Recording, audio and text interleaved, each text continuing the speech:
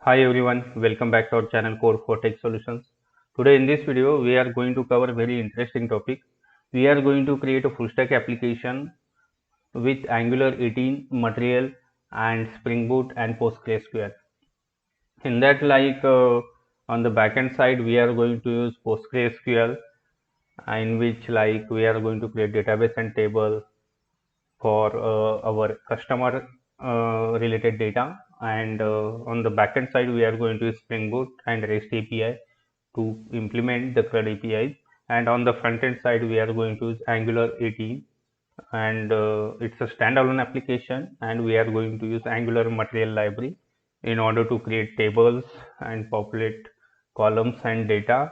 And along with that we are also going to see our all the CRUD functionalities. It's an end-to-end integration from Angular to Spring Boot, and in database side we are going to check if everything works fine as expected. Apart from that, we are also going to implement some important features like searching, sorting and pagination using Angular material, and we are also going to test all these functionalities through UI browser, and we are also going to test the verify the result in PostgreSQL database. So this is about all the points which we are going to cover in this video. So I will request you to please watch this from start to end. So best thing is that we are going to use all the latest versions. So these are the prerequisites. We are going to use VS Code as an editor, Spring Tool Suite for backend development, Angular version, CLI version 18.2.3, Node v20.11.1, NPM 10.5.0, and Material version 18.2.5. These are all the Java versions. Java 17 we are going to use, and Spring Boot 3.2.5. And on the database side, we are going to use PostgreSQL as a database. And this is the pgAdmin tool, which is a database management tool through which we are going to create database and tables for on the PostgreSQL database side. And using Postman, we are going to test our REST APIs and verify the result and response in Postman. So this is about all the prerequisites. We are going to use all the latest versions to create and build this application. Next thing, we are going to see some points in sequence. First I will show you the user interface of our application so that you can visualize how it will look like. Next thing, we are going to create the database and table in PostgreSQL first. Next we are going to create Spring Boot application and add all the required dependencies in that in form file. Next we are going to configure our PostgreSQL database in Spring Boot application. Next we will implement the CRUD operations or functionalities. Finally we will test our CRUD APIs using Postman and verify the response. So this is about the backend side. On Spring Boot side, all these points we are going to cover. On the front end side, we will create our Angular front end application using version 18, and we are going to create a material table using Angular material library, and we are going to implement the CRUD APIs, as well as we are going to implement some functionalities like filters, sorting and pagination. To implement these functionalities, we are going to use Angular material library, and we will use all the functions available in that we will make use of. And finally we will test our all the functionalities end to end through UI browser and verify the result in PostgreSQL database side. So this is about all the points which we are going to cover in sequence. So this is an architecture part wherein this is the UI side, wherein we are going to create our customer web using Angular 18, and we are specifically going to use mat table to create table and populate columns and data, and we are also going to implement all the functionalities like searching, sorting, pagination using this mat table. And we are going to use HTTP client provider to connect with the backend APIs from Angular. So this is about the front end side. On the front end side, we are also going to use the material dialog form, so which we are going to use for edit and update operations. Next thing, on the backend side, we are going to create our customer service using Spring Boot, wherein we are going to implement all the CRUD operations using REST API. through backend application, we are going to connect with the PostgreSQL database, and we will perform all the CRUD operations using this customer service. And as I told you, on the backend side, we are going to use PostgreSQL database, and to create database and tables, we are going to use pgAdmin tool, which is a database management tool that we are going to use. So this is about the architecture, overall architecture, and the points which we are going to cover in that. Next thing, I will request you to please subscribe my channel, which is Code for Tech Solutions, like wherein I have created number of videos. So today we are going to see this video using Angular, Spring Boot, and PostgreSQL. So my channel is Code for Tech Solutions. I will request you to please subscribe this channel. I have created number of videos using front-end React and Angular, backend Spring Boot and Node.js, databases S2, MySQL, PostgreSQL, MongoDB, and MariaDB. And I have created number of full stack application with the combination of React plus Spring Boot, React plus Node.js, as well as I have started creating full stack application using Angular plus Spring Boot and Angular plus Node.js. So I am sure that you will find some of the videos which are very useful and beneficial for you. So I will request you to please visit my channel and watch the video which you are looking for. Thank you. So this is about the short introduction of our application, what we are going to achieve in this. Now, without any further ado, so let us jump into the coding part.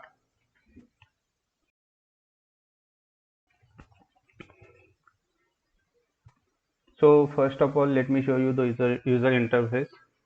So this is our user interface, how it will look like. This is the header part, and this is the search filter, wherein like we can enter any text accordingly. Data will get filtered out. So this is for name, let's say for Gmail ID, we can search here. And if you want to search for any address, so you can see it's a Balaji Nagar here. So our filter is working fine for all the table data. So this is about filter part. Now next thing, like we have this, we are going to implement sort functionality as well. So you can see the sorting is applicable to the ID, for name, and for email, and for address as well. It's good. So this is about sorting functionality which we are going to implement. Apart from that, like here we can say we are going to implement the pagination part as well. So from here you can control the number of items per page, like this one. And if you want to, if you click on next page, it will show you next 4 or 5 records, whatever you have set it here. Similar way it will keep on showing the next page until we reach the last page, and once we reach on last page it will show next page and last page as a disabled, because we do not have any further items or page to show. Similar way, if we click on previous button, it will take us to the previous page, and once we reach on first page, it will disable first page and previous page, because we do not have any previous page or items to show. So this is about search filter, sorting, and pagination, which we are going to implement as is. And apart from that, we have these action buttons like edit and delete, which we are going to show on the table. And we have this add button. On click of add button, it will open our employee form. So here we can enter our name, whatever employee name. Like in our case, we are going to create our customer name. So let's say Ratan, and we can add ratan@gmail.com, and here we can mention some address, let's say 21 sector R, and here we can say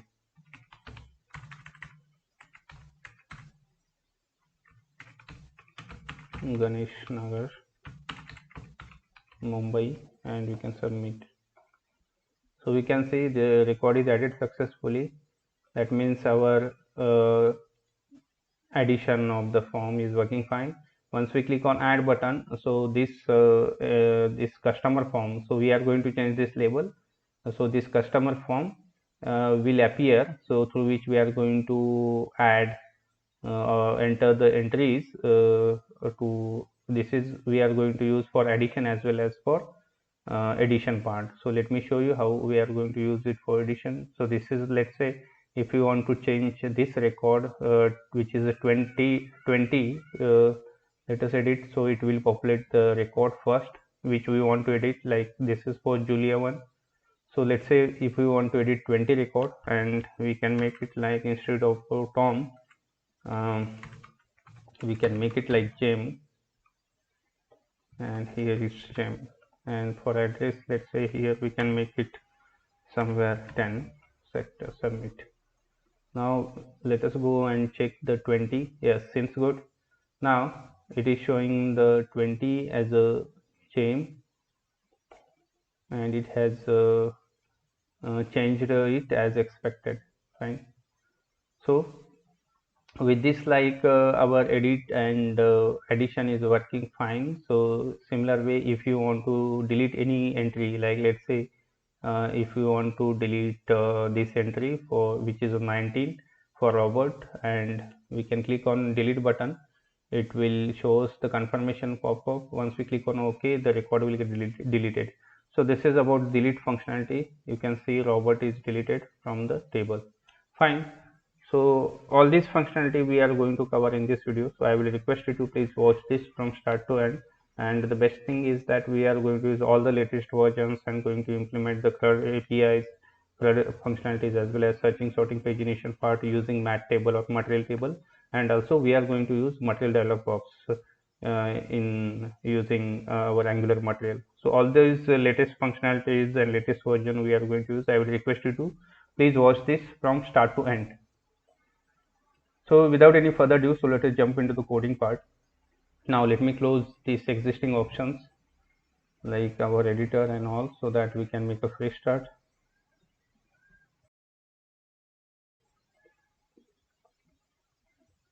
So this is our parent folder. Now we can copy it and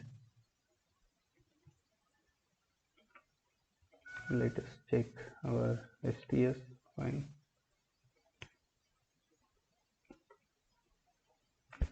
We can open it. Now we have just opened our Spring Tool suite. Now before we create our backend application, we first need the database for that, right? So what we can do, we can open this pgAdmin tool. Like you need to install the pgAdmin first, and this is the pgAdmin. Once you click, it will open like this. Here you need to enter the username password to so that you will see this interface. Now here what we can do, here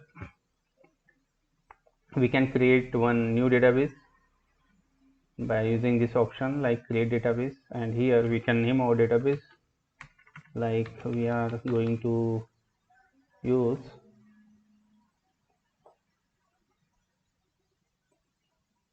okay. So we have this many databases. Now let me use, like we can say it's a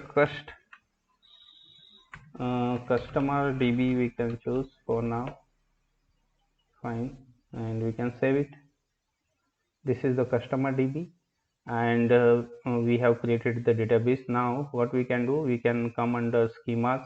We have public schema. Either we can use the public schema to create the schema, means we or create the table, or we can create one new schema for us. Like let's say we can create one schema with name cust, and we can save it. And we have two options. We can either go and create our own schema, or we can use the existing schema which is a public. Inside that we can create the tables. Right now we are going to create table inside our cust schema. We can choose this create table option, and here we can name our table like customer, and we can save it. Now before we save, we need to create the columns as well. So let us do that. First is ID. Here we can use kind of serial, and it's a primary key. Next thing, we can add name. It's a character variant. We can define some length like 250, let's say. Next thing, we can add one more thing. name, and here is the email. It's a character varying, and it is again like 250. And finally we can add one more column with name. After email it's address. Fine. And here we can mention it's a character varying, length is like, here for address we should mention some length, 550 characters. Fine. And we can save it.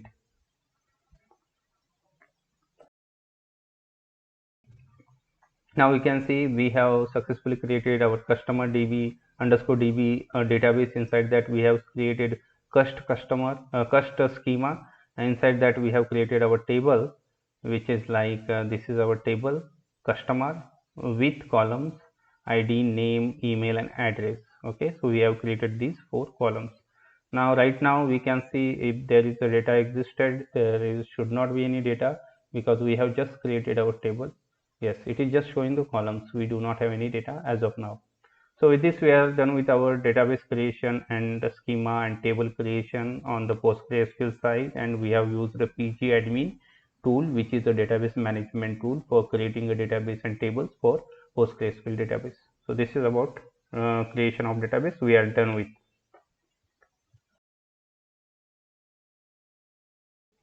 Now let us focus on our backend application creation. So what we can do here, we can choose this option, and here we can name our application as it is related to customer. We can say it's a customer service. We can choose Maven as a type, build type, packaging as a jar, and Java version 17 we are going to use. And here we can say for group we can mention customer, and we can copy it. Artifact we can keep as is. Can mention is customer service information service or details we can say. And here we can mention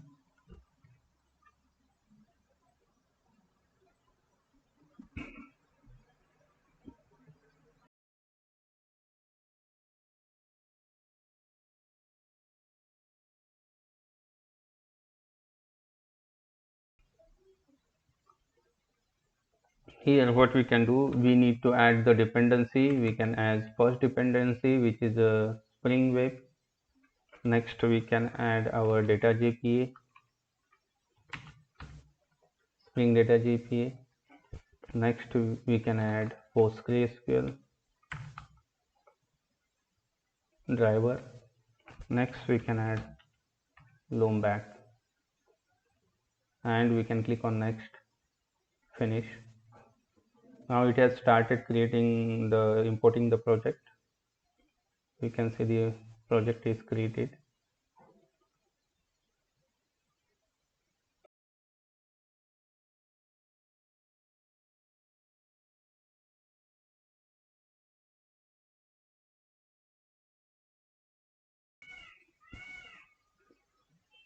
Now here we can see we have added the dependency successfully. So this is the Spring Data JPA with which we can create our repositories, entities, and make use of annotations in that to connect with our database. And this is our Spring Web through which we can create our REST controller and our get mapping, post mapping, put mapping, and we can use other important annotations which are available in this. Next, this is the PostgreSQL driver through which we can connect with our database. And this is the Lombac dependency through which we can remove the boilerplate code, and we can use this for getter and setters as well. Fine. So this is about all the dependency we have added. Now let us do one thing. We can build our application using command maven install.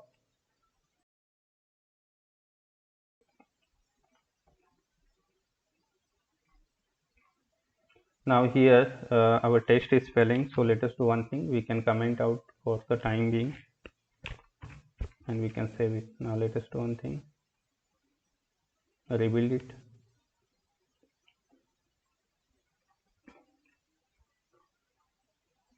Fine. The build is success. Now let us run it using Spring Boot app.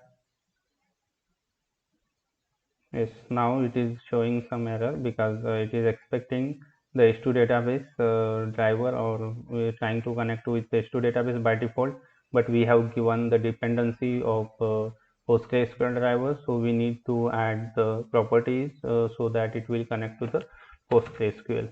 So let us do that. Here we are going to configure our database part. So first of all, we can change our port number. Let's say we can make it like 8085.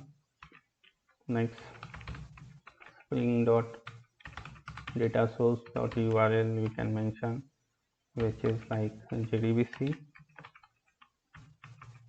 PostgreSQL, and we can say it's a local host, and the port name is by default 5432 for PostgreSQL. If you have changed it, then you can use that changed port.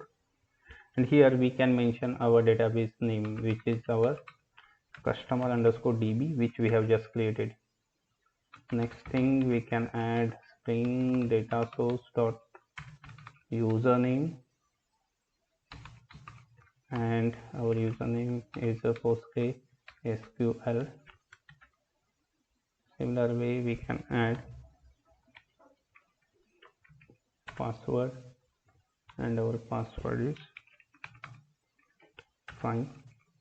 Next thing, we can add spring.jpa.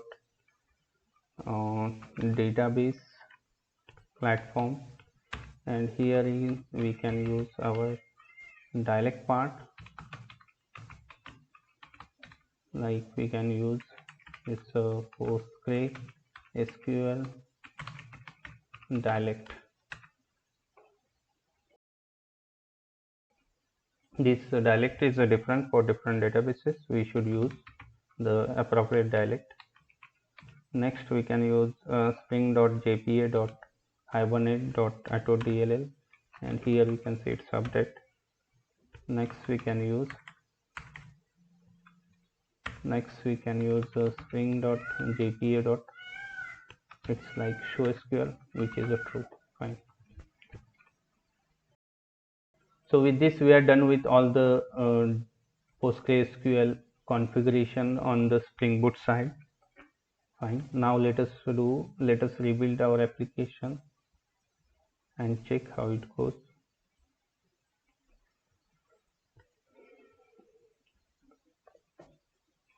Fine, it's a build success. Now let us run it using Spring Boot app. Now our application is running fine.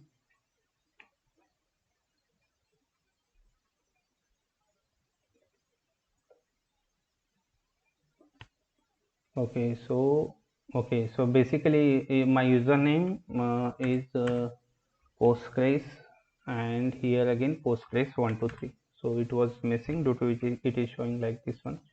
It was incorrect actually. So you can use your appropriate username and password. Here I can install.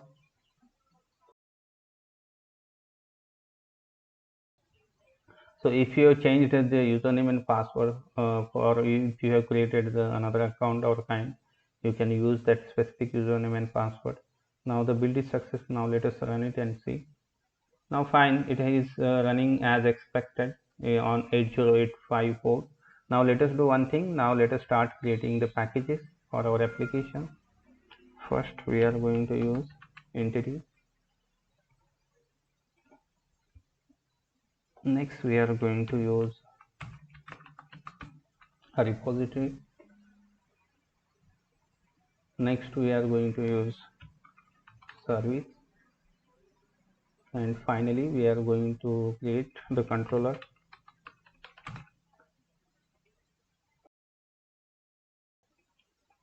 Now we have created all the required packages. Now let us do one thing.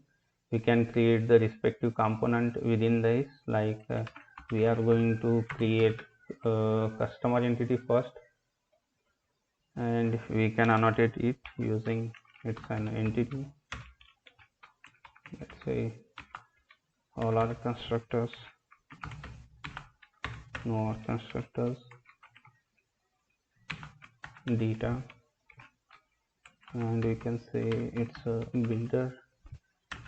Next we can add table as well. First of all we can import everything.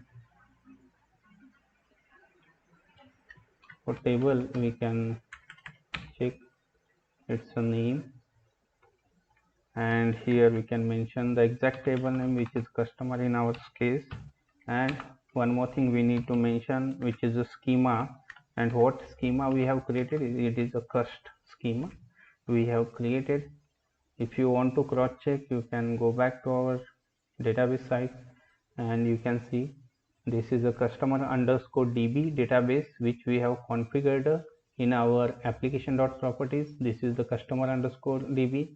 With this it will connect to the database. Now here we are creating the entity, and here we are mentioning this entity should get mapped to the customer table which is under cust schema. So you can check, this is our cust schema and this is the customer table which is inside this our customer underscore DB table. That's it.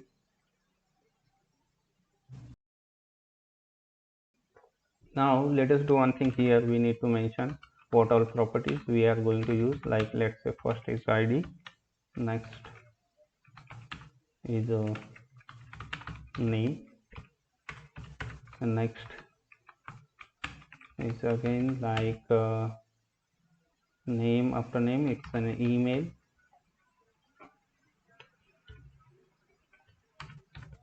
and after this we are going to use address, which is again string.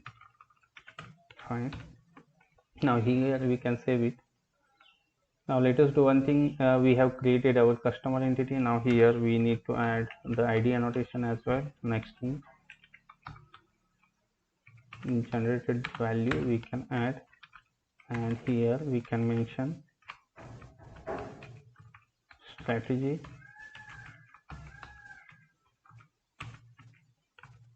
Here we can add generation type as an auto, and here we can add import for ID. So what it will do, it will create increment the ID by 1 every time we insert the customer object into the database. Now we have these 4 fields which are mapped with our database 4 columns. That's it. Now if you have some other field, like this name is different from the database table, the database column, then you can use this column annotation, and here you can mention, let's say there is a contact column and here you are using address string. So in order to do that, like what you can do, like you can use it here, like you can add name, and here you can mention it's an contact column you can use. Like, so if you have the different column and the name it here, you can use this annotation as well. For now we are keeping as is because there is no difference. Fine. Next thing, like we can create our, we can save it, we can create our repository interface, and here we can name our repository like it's a customer repository, and we can create. Now here we can use annotate it using a repository, and here we can say it should extends CRUD repository, and this is the customer, and this is the data type of our primary field. Fine. So we have created the customer. Now next thing what we can do, we can create first one service interface, and here we can say it's an customer, or we can say cust service, and here you can mention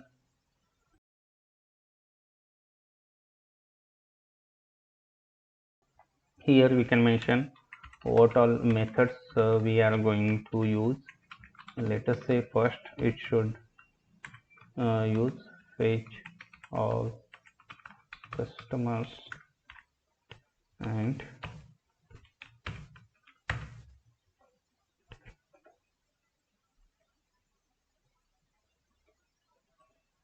sorry, it should be an interface, and we can save it. Similar way, what we can do here, we can create 4 different methods. Next is like we can say fetch by id, and here we can pass long id. Now here next thing, like we can use like create customer, and here we can pass the input customer to be created.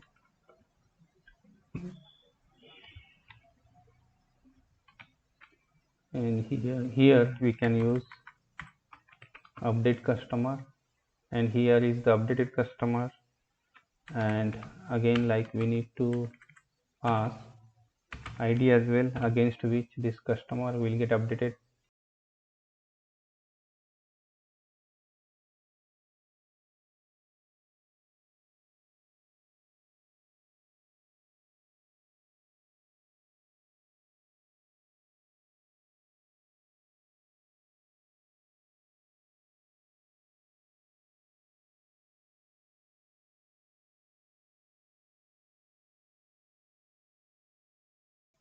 So we do not need to add this id, we can add later on. So what we can do, so we have defined all these methods. Now we can add one more, as in this is for delete. Fine. Now let us do one thing, we can implement one by one. For get API, we can implement first get, and here in repository we do not need to add anything. Now we need to go to service, we need to create one implementer class, like here we can name it customer, like cust service impl, and this should we can annotate it using service stereotype annotation, and here we should implement first service, and the methods within that we need to implement. So this is the default implementation it has provided. Now we need to add the respective appropriate method implementation. We first need to auto-add our repository here, like let's say private, it's a customer repository.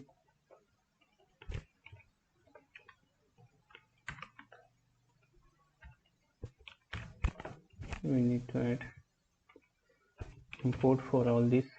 Fine.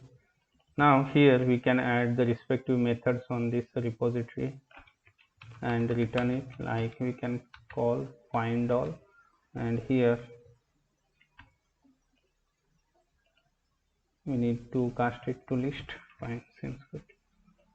Next thing, like fetch by id, we can return, like there is a find by id method we need to add, call it. Now it is returning the option, so we can call get on this, so that it will return the particular customer object from the database.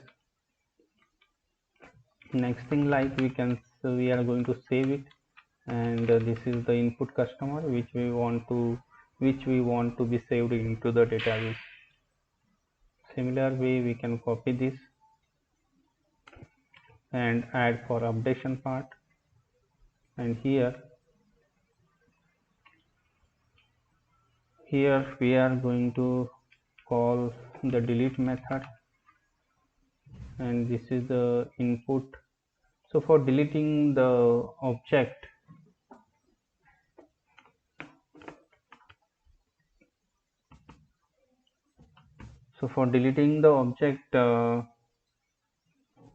so we can call this delete customer, and here it should return it is for delete repository. Delete method is returning void, so what we can do, we need to return some string at here. Now we have changed the method, so we need to change the method signature. it here as well in interface, and here we should return some proper message that customer is deleted successfully for ID, and here we can mention the ID like customer dot get ID. Fine. Now here this is the string, we need to save it. Fine, seems good. We are done with our delete as well. So get all API. So we are done with our fetch all customers, fetch by ID, and here create customer, update customer, and delete customer. Okay, so this is about the service level implementation we have created. Now let us do one thing. We can create our controller level methods like here. Our controller can open it.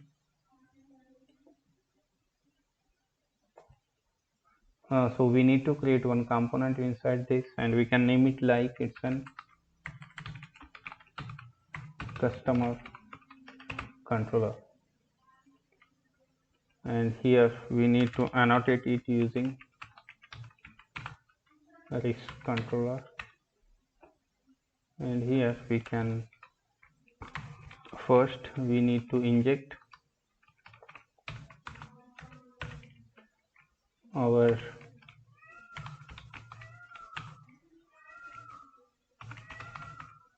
customer service first,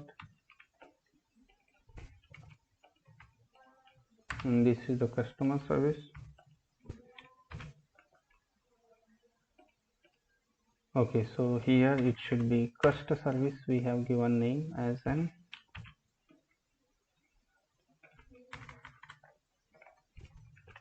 now next, like we can provide implementation for our get mapping, and here we can mention some path like it's an can mention some best practice like it should be start with API versioning v1, and here is our actual endpoint which is customers, and here it should return the list of customer, and the method name should be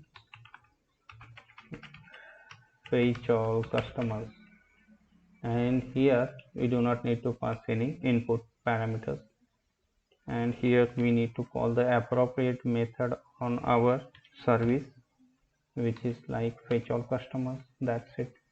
Now we can add import for list and customer. Now here instead of returning the list of customers, we can return the response entity. We can wrap the return type into it, and we can use this here as a return type, and inside OK we can add the returning object into it, and we need to add the import for response entity. Fine, we are done with our get mapping. So this is about get mapping. Similar way we can add the one more get mapping which will return like which will return against this ID the particular customer it will return, and here we can say fetch by ID, and here we can mention it's an here we need to pass like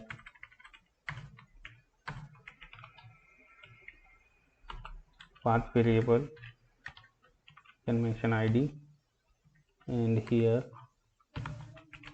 can pass long ID, and here we can call the respective method like fetch by ID, and here we need to pass the ID itself which is a long.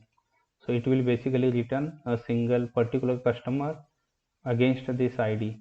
Fine, so we are done with our get by ID as well. Now let us do one thing here. We can call next thing like here we are going to call post mapping. For post mapping,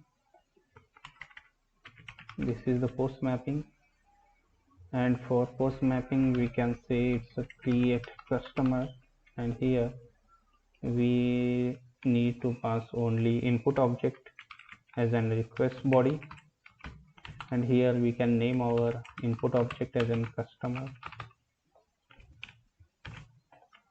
and here we need to call the particular method on service.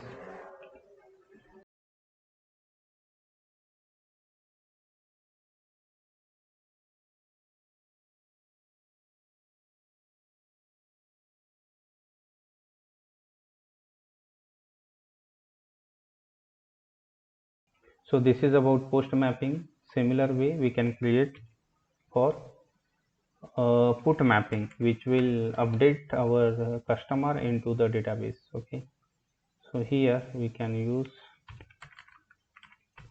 update customer, and here along with the in updated object we need to pass the id against which this object need to be updated. We can save it. Now here to update this, like what we can do, we need to first get the object from the database for the id. You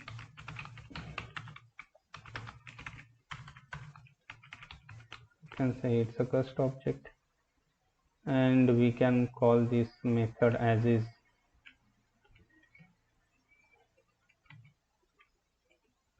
Okay, now it will return the particular object for as an cust object. Now here what we can see, here we can check if the cust object is not equal to null. In that case we should set the values to the cust object, like this is the address, and this is the customer.get address, and the next thing it should set name as email as well. We can get it from the customer input object, which is a modified one. Next we can set name.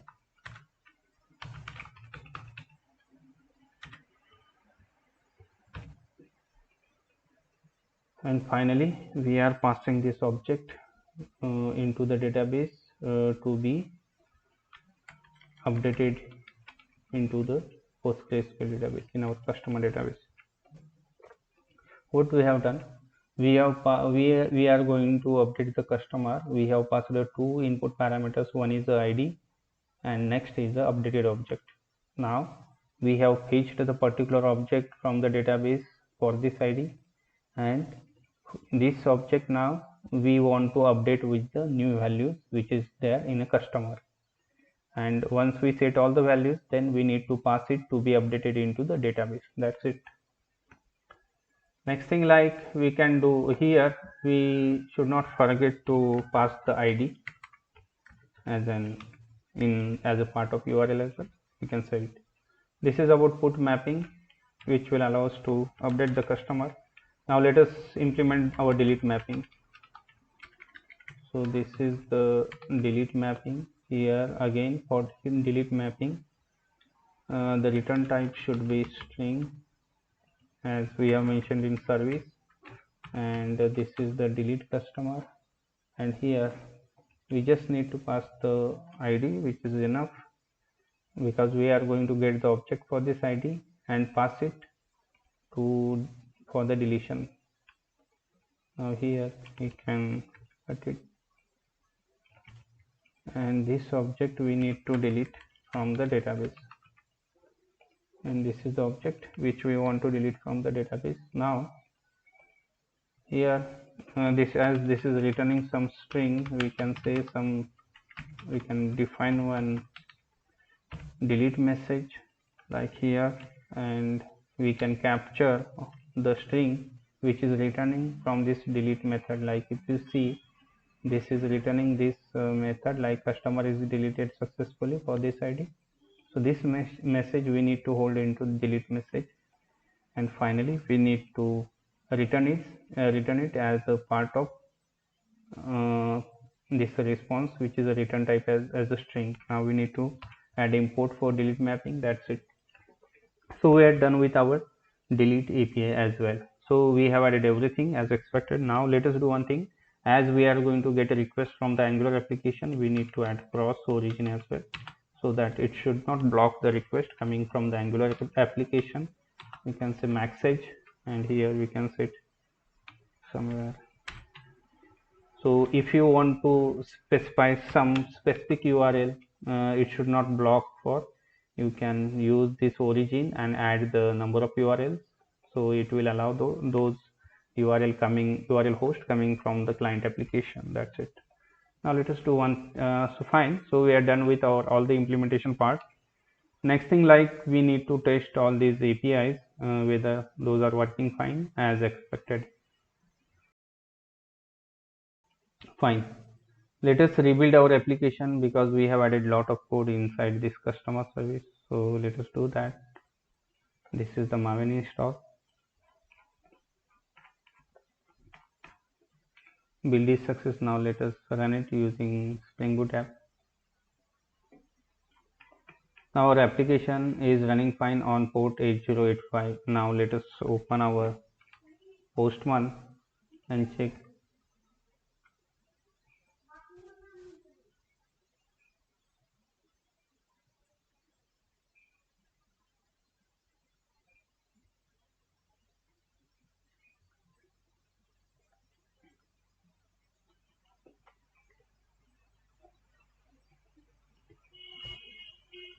Now let us first choose the get HTTP method, and here we need to pass the URL. Now the port name we are using 8085, and if you go back at here, we are using this URL.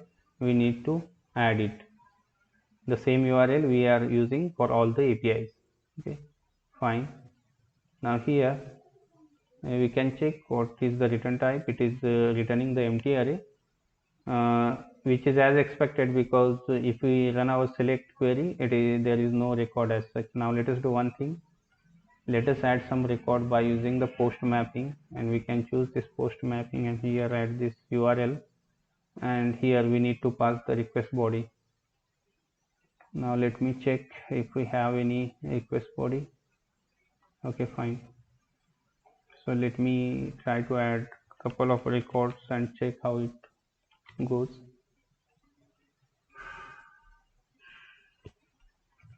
So we have this record. Now let us see. Post mapping, name, email and address.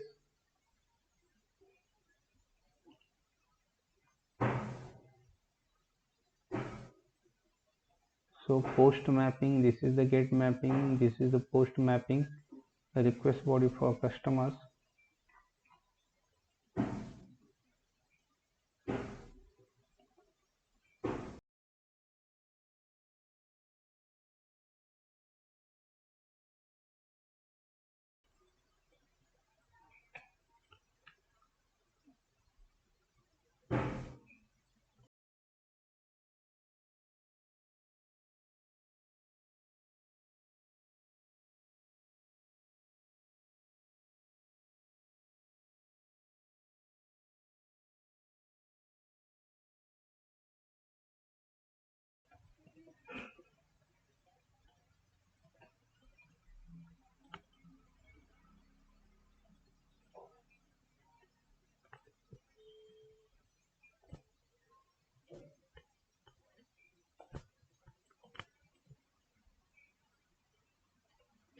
Now let us debug it and check what happens. We can put the debug point. This is the post mapping, and here we can check what will happen at here.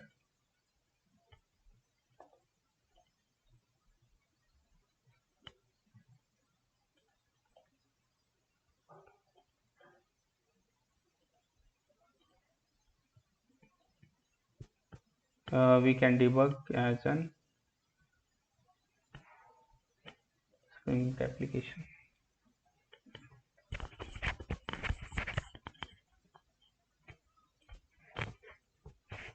Now here so here the URL should be 8085. So this was missing. The port number was different, due to which it was showing it. It is working fine, I think. Only the problem is that the port number was mismatching. So let us do one thing. Now let us remove this. I am sure it will work. Seems good. It has added first entry. Similar way we can add two more entries and check how it goes. This is for second. Okay, so here comma is there, need to remove. Okay, so we need to pass it. This is for second. Let us add one more entry and check.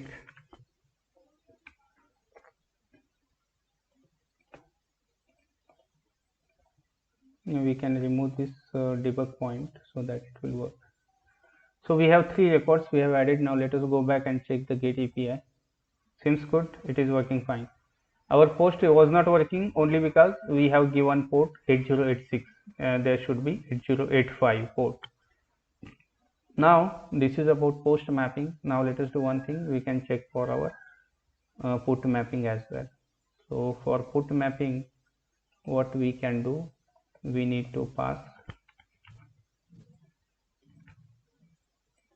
We can copy one record and try to update that. Like let's say here we are passing the modified object, like instead of Sujata we can say here Rupali, and here Gmail we can make it like Rupali, and here address we can change it like it's 11 sector E, and yes, no. Now here we need to do one more thing, because we are updating for ID 3. We need to pass the ID as well as an input, and this is the modified object which needs to be updated into the database.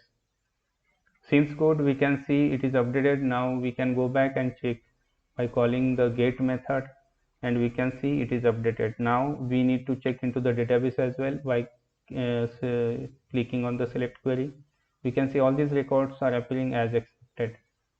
Now let us try with our delete mapping. So this is the delete, and for deleting the record we just need to pass the ID, that is enough. And here we can pass this ID and we can choose like raw and JSON. Let us check. Now we can see ID 3 is deleted successfully from the database. Now we can call the get map method once again. Sorry, delete ID is deleted. Can call the get method. We can see we have only two records because third record we have just deleted. Now if we cross check in our database, let us check. Now we have only two records, which is as expected. So we have tested all our APIs, the CRUD APIs successfully on the backend side, and what we have done, like our CRUD functionalities is working fine. With that, like we are done with our backend application development. Now let us do one thing. We can focus on our front-end side part. So this is our parent folder. Now here we can first open our VS Code instance.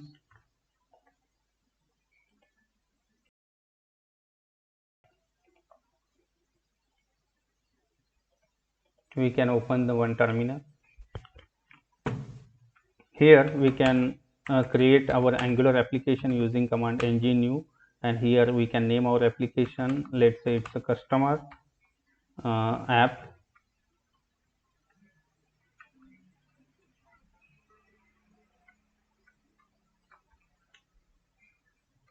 This is our content side, or we can say it's a customer web.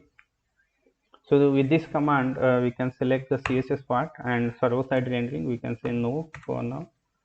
So with this command it will create, with ng-new it will create a standalone application Angular with the Angular version 18, and it has started installing the packages. We will wait till it completes.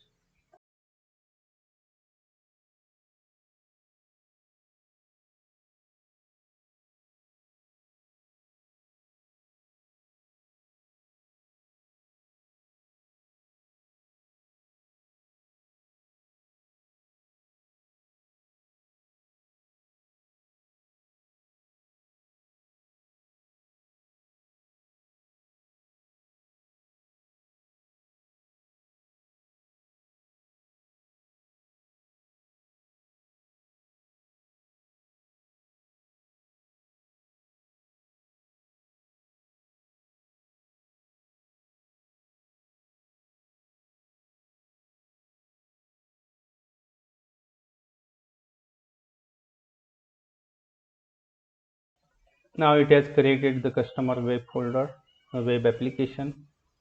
Now here we can see in package.json we have added all the version like an Angular 18.2.0 related libraries in this. Now let us run our application using command. First we need to go to our project folder, which is our customer-web, and now we can run our application using command ng -o. It will launch our application into the browser. We can type y for this.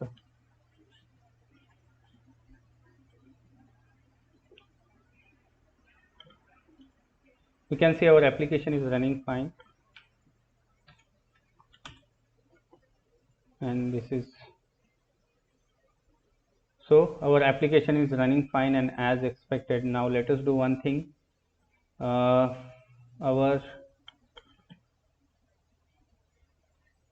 now we have run our application, and let me show you what all versions we are using for this, like ng-ng.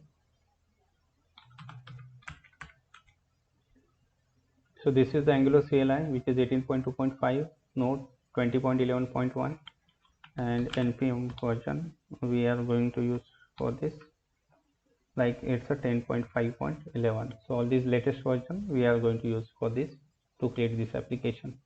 Now we have successfully created our Angular application, a standalone application with version 18.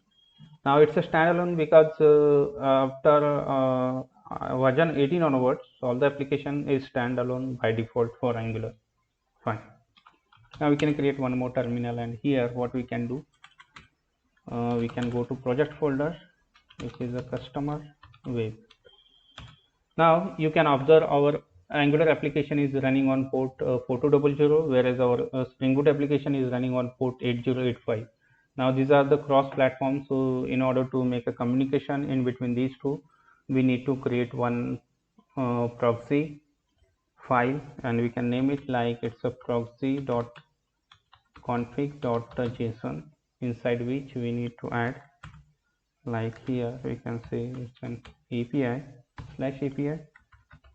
Here we can mention what is the target for this one, like we can use the URL, which is our backend URL. We can copy path it this much, and we can add it here. Now next thing, we can use secure as a false for now. That's it. If you have some other host other than local host, you can say change origin it here, and you can mention that host name it here. But for now we are using the local host. We can keep as is.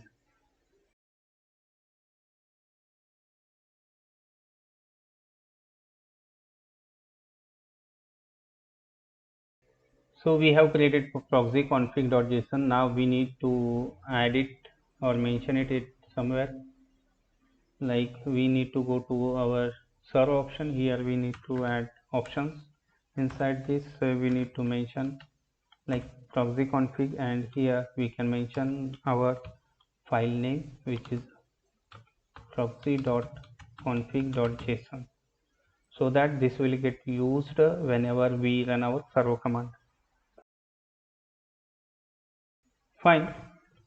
So we have added this proxy configuration part so that our Angular application, Angular URL will redirect the request to our backend URL, which is running on port 8085. That's it.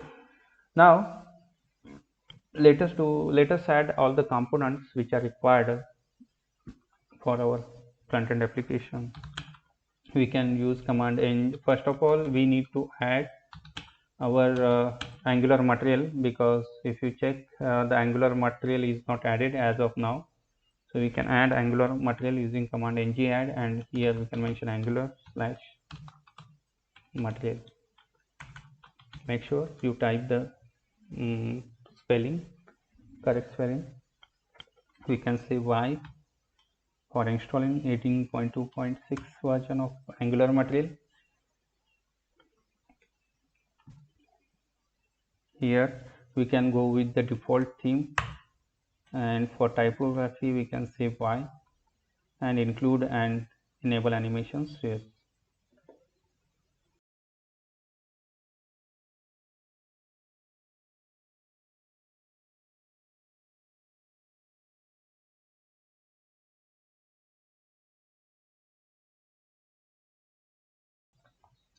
Now you can see Angular material is added successfully. Fine. Next thing, like we can create our component using command ng generate, and first we can create one module with name customer.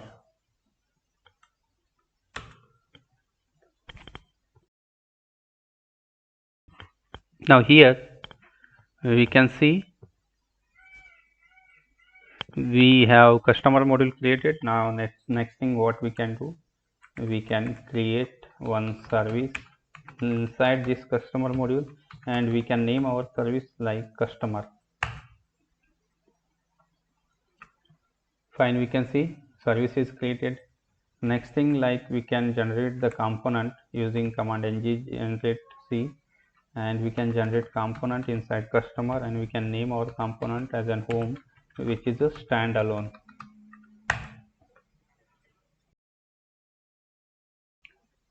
We can see the home component is created. Next we can create one more component which is like customer form. So this component we are going to use for add and edit operations. So we can see the customer form is created. So next thing, like we can create one more component which is like we need to create one interface inside customer module, and we can name our interface as a customer itself. Now we can see everything is created.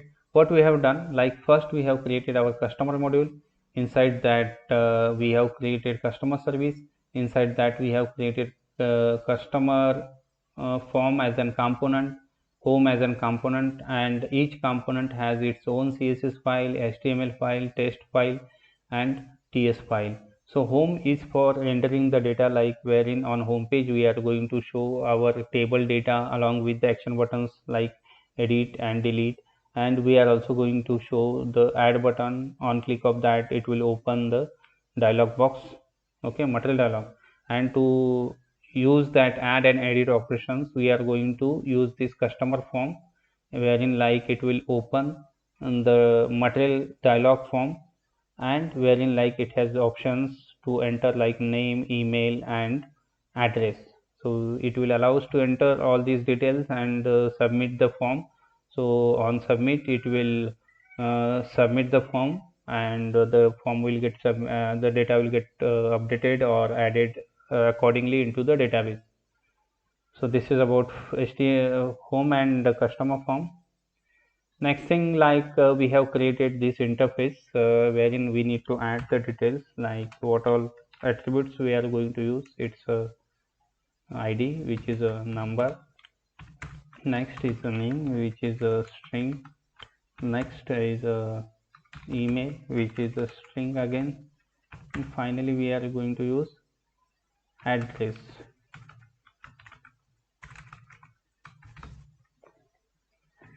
Now we can save it.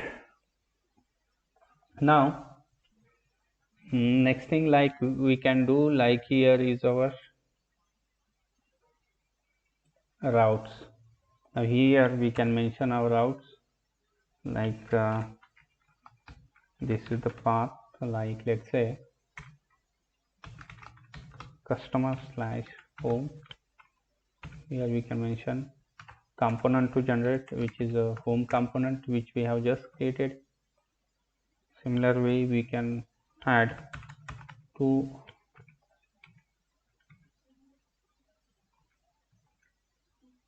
we can add, so here we can copy this specific, we can add two more components here, two more entries, like this is the customer, and we can say redirect to customer slash home path match as a full.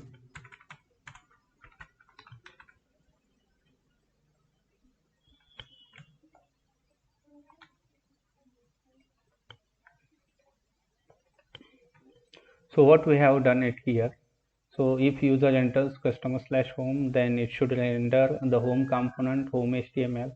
If it has given the customer, again it should redirect to the home component to be generated. If it has entered an empty URL, then again it should redirect to the home component. That's it. So we are done with. Now let us check if the routing works as expected. Now it is showing. It is not showing anything. It should show actually the home component, and it should show the HTML which is homework. Now it is not showing. So let us go to our app.component.html. Here we can remove everything and we can add router outlet. That's it. We can save it. Now we can see it is working as expected. Our route is working and it is redirecting to home page. Now so far so good. Now let us do one thing. We need to add our create some buttons and all everything at here. We are going to render table as well. So let us create one root div with name container inside page. We are going to add, let us add one line break, and here we are going to define one header, and header we can mention full stack with Angular 18 material, Spring Boot, and it's a PostgreSQL. Now we can save it. Seems good. Now here we can add some style. Let's say we can define some color. Next we can add text align as a center, and we can save it. Seems good.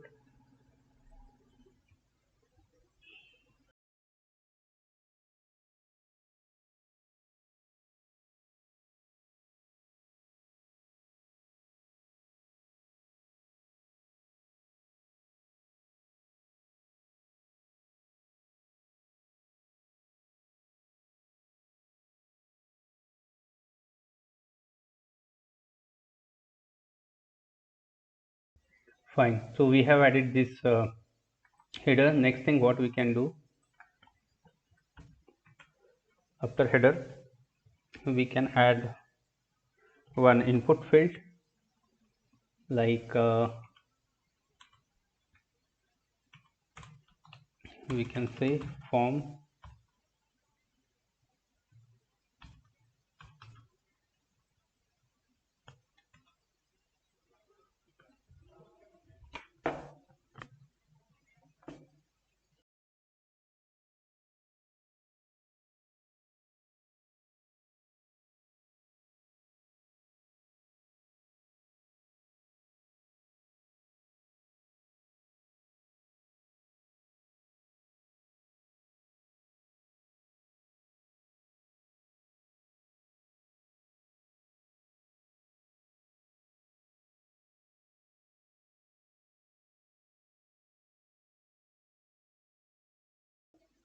so here it should be mat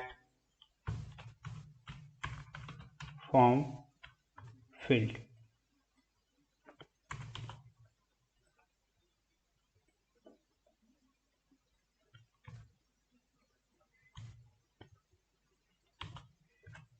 Fine. Now for this to be used, we need to add it into here, like it's a more mat form field module we need to add, and here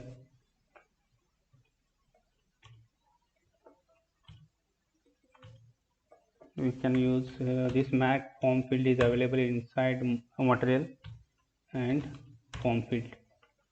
We can save it.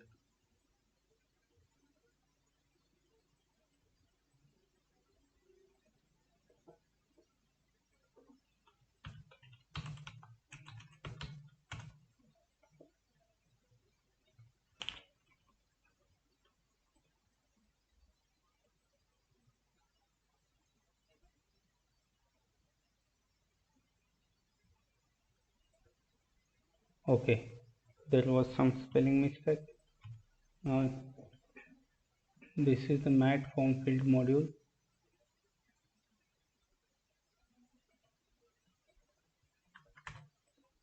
This much is enough. Fine. Now here we can save it, inside which we can add one input, and here we can say it's an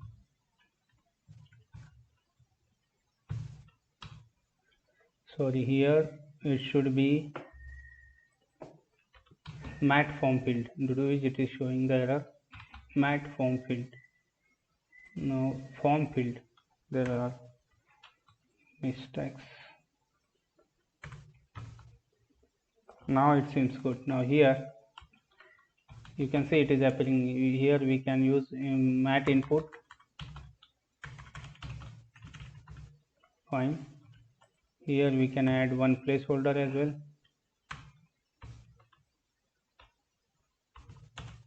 And here we can see we are going to search customer.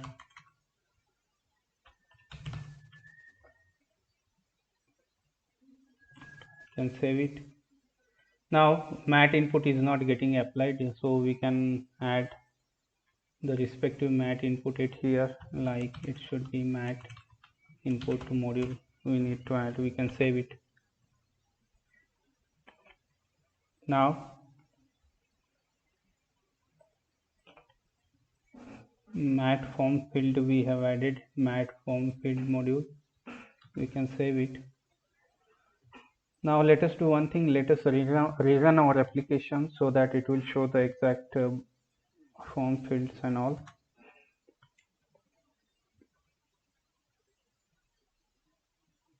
Now it seems good, it is showing as expected. Fine.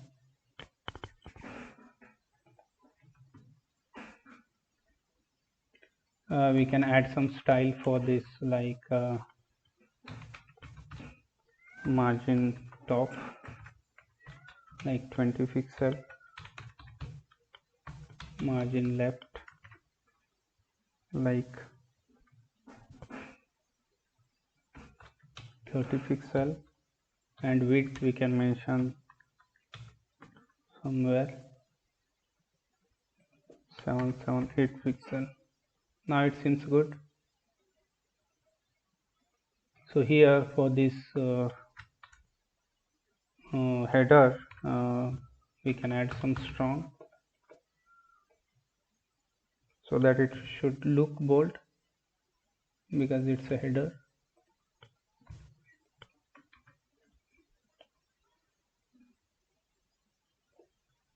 Okay, so here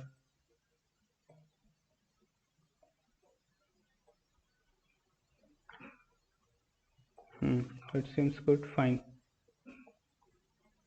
Next thing, we can add one button after this, like we can add button it here, and we can use we have mat flat button we are going to use. We can use mat raised button or mat stressed button. We have various options to create a button in using Angular material. So here we can name it like add plus, we can save it. Now it is not showing the button because we need to add mat button module, can save it. It is showing as expected. Now what we can do, we need to add some style, like it should be having width 100 pixel. Next, like float right, we can add some margin, is let's say 15 pixel, and we can save it.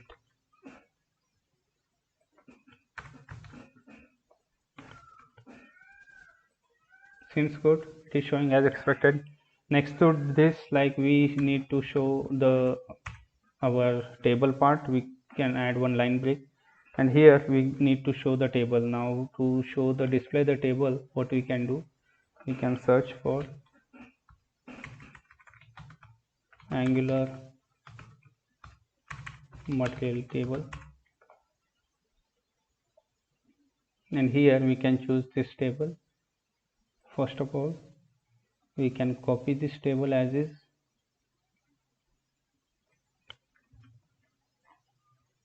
or we can do here is this is the same table. Okay, so we can copy this table as is,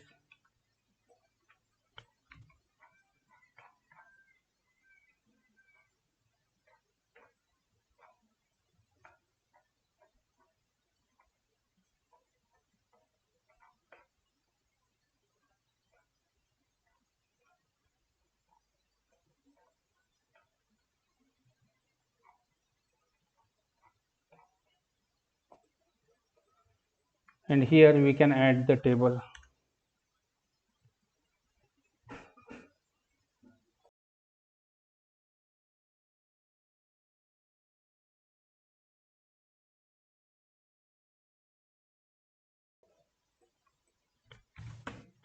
Can save it. We have added the table. Now it is showing error for data source. We need to add that as well. So we can go back at here, and here we can go to TS part, and here this is our data source and displayed column. We can copy it. Next thing, like what we can do, we can edit it here.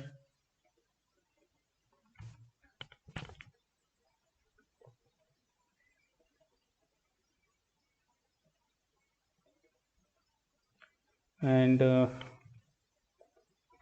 for now, for data source we can use something like this one for now. Now for data source, what we can do here, we can say it's a new mat table data source, which is of type, here we can say customer, and we can create one object and we can import it. Fine, seems good. Now this is the data source, and here we can save it.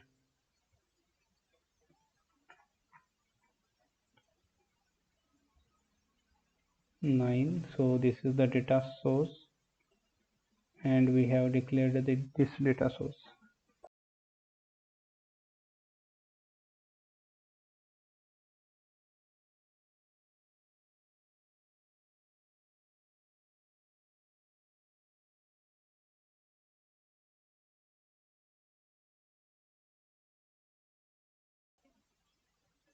Now here we can implement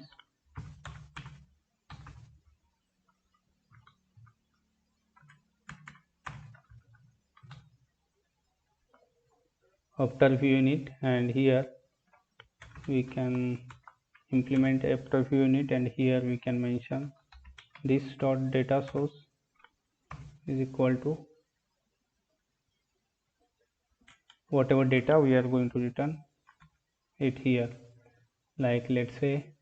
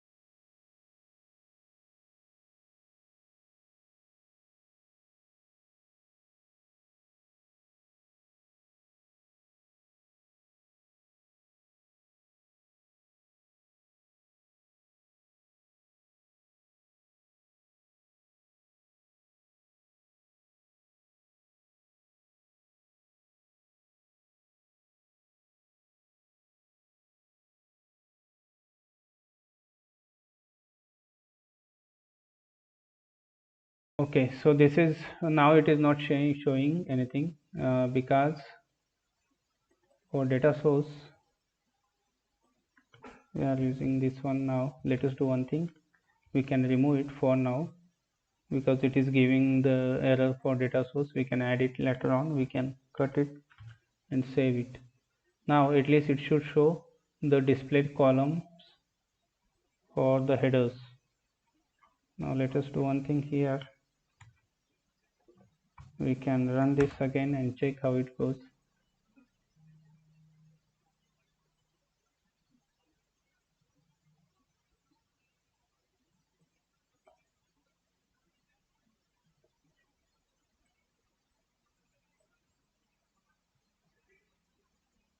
Okay. Actually we have not added Angular material related here. We are using material table, right? So mat table data source we need to add, as well as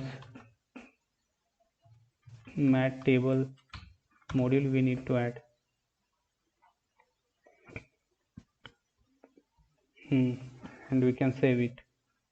Now it should show, I think it should show the header. Seems good, it is showing the header. Only the import was missing because we are using the mat table module and mat table, and we are generating the table, but actually we are not using that mat table. We have not imported, due to which it was not showing. Now at least it is showing the headers. What we can do, we can save it, and here we can change the headers the way we want. Like here, first is our ID, next is name as is, next is email, and this is the address. We can change and we can save it.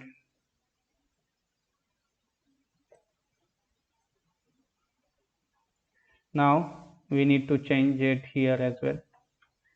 Like this is the position, same things what we have mentioned in the header. Like this is the displayed column. These things should get matched with this mat column definition, and this is actual name which will get displayed on the data on the browser. This is the ID, and this is the element, this is the name as is, and here it should be email. Same we are going to use it here, and this is the address. Same we are going to use it here, as well as this is the address. This should be email. That's it, fine. Now it is showing the headers as we want all this. Now what we can do here, this is the row. Now for this, first we need to define some variable. Like what we are going to use, some users data we are going to, some customers data we are going to fetch, which is of type customer array, and we can initialize with some empty array. And apart from that, we need to define one customer, which is of customer, and here we can mention ID as in 0, next name as in blank, next email as in blank, next address as in blank. We have just initialized this customer object. Now what we can do, we can use this customers it here. Like instead of row, we can say it should use the customers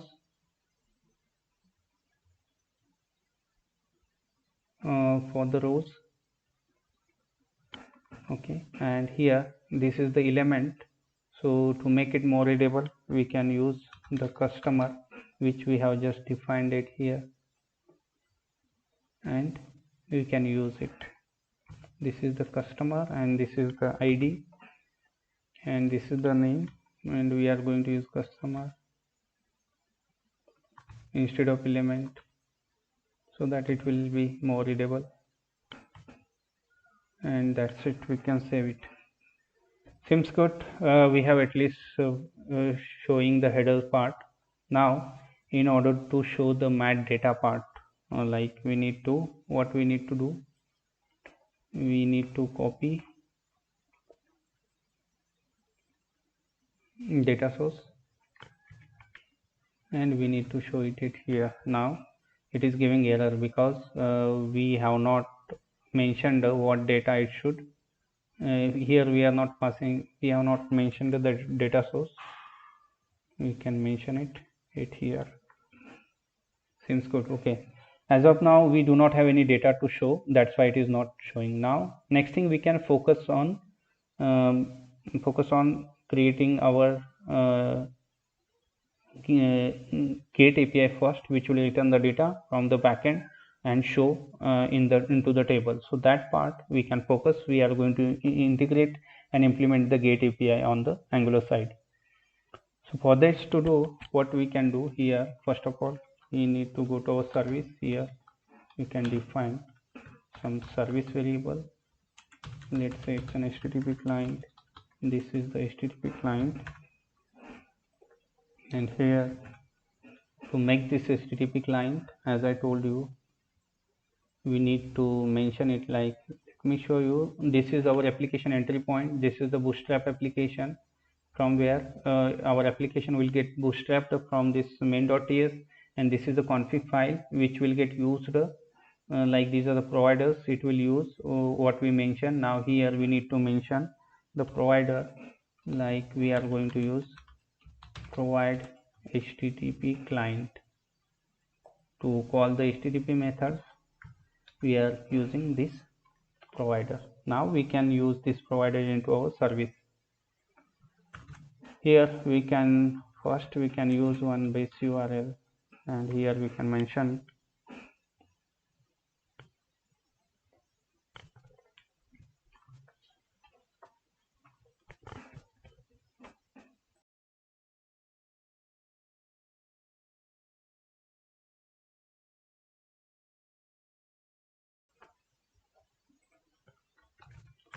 so this is the private base URL, which is of type string, and we can assign the base URL for this. Like we can copy this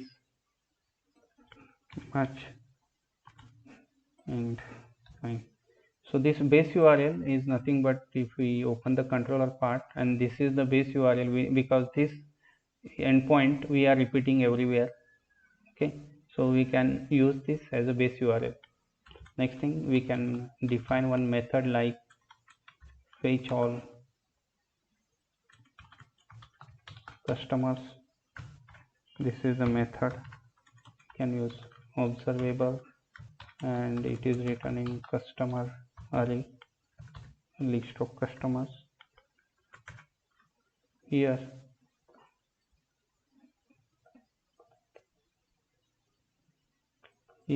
we can return like HTTP client, and we can call the get method on that, and here we can use the backtick, and here inside this we can use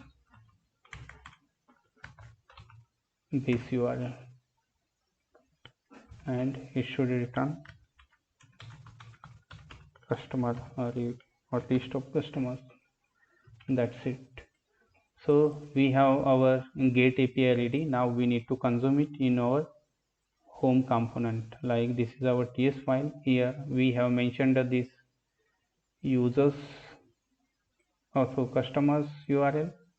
Now here, first of all, we need to give call. First of all, we can add one constructor. Here we can say we are going to use customer service, which is of type customer service. And here we can complete this. And now here we can call our customer service, and the method we have just added, fetch all customers, and we can subscribe to that, and this is the data callback, and we can save this dot customers. We can assign this data to the customers. Next, like we need to add. Now here, if we do this, what will happen? Like it is not showing any data, even though we have set the customers. Why? Because we are showing data source on the home page as a part of data. So we need to populate the data source, and here we need to add data. This is the return type data, fetch all customers. we need to set it here. Now it is showing the data as expected.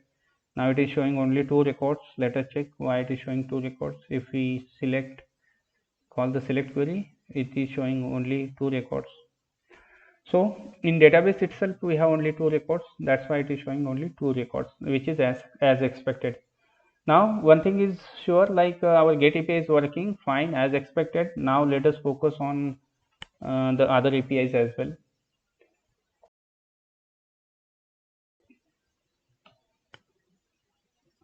First of all, in order to implement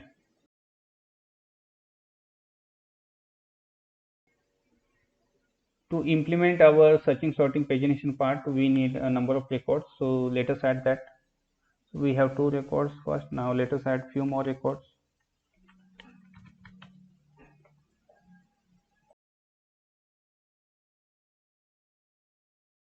To add the record, we can use our post mapping.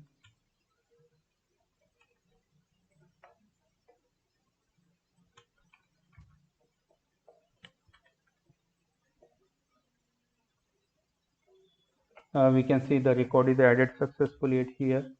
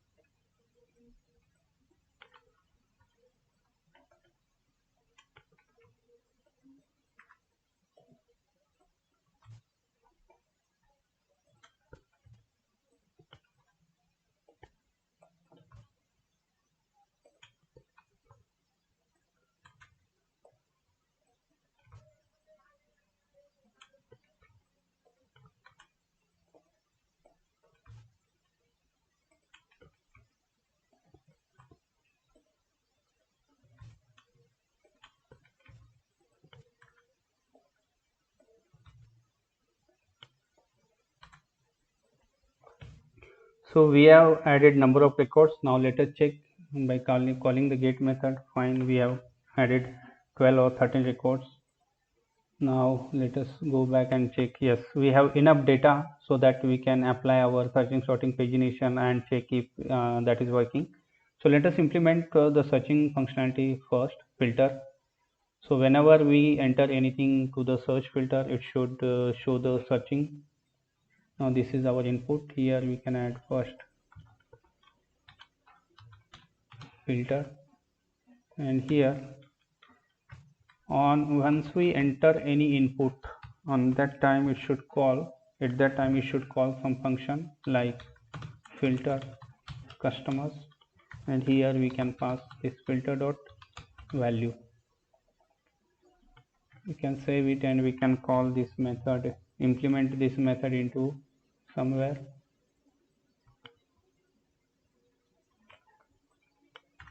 It here, and this is the input, which is the value input, which is of type string. Now here what we can do here, now once we filter the data, that time we need to store the filtered list somewhere. So for that, what we can do, we need to define one variable and name it like it's a filtered customers you need to show, right, which is of type customer again. Now here we can do like this dot filter customers. Here we can say this dot customers, and on original customer we are going to filter, and here we can say item dot name dot, we can first convert to lowercase first, either lowercase or uppercase, but both we need to like input as well as this name or email we need to change to lowercase or uppercase. We can call includes, we can say input dot to lowercase. So this is about name.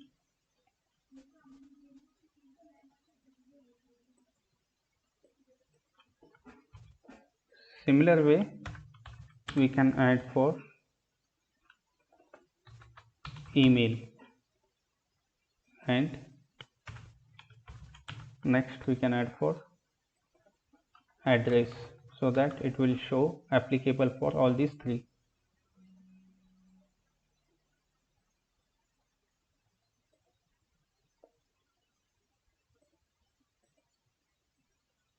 Includes input dot to lowercase.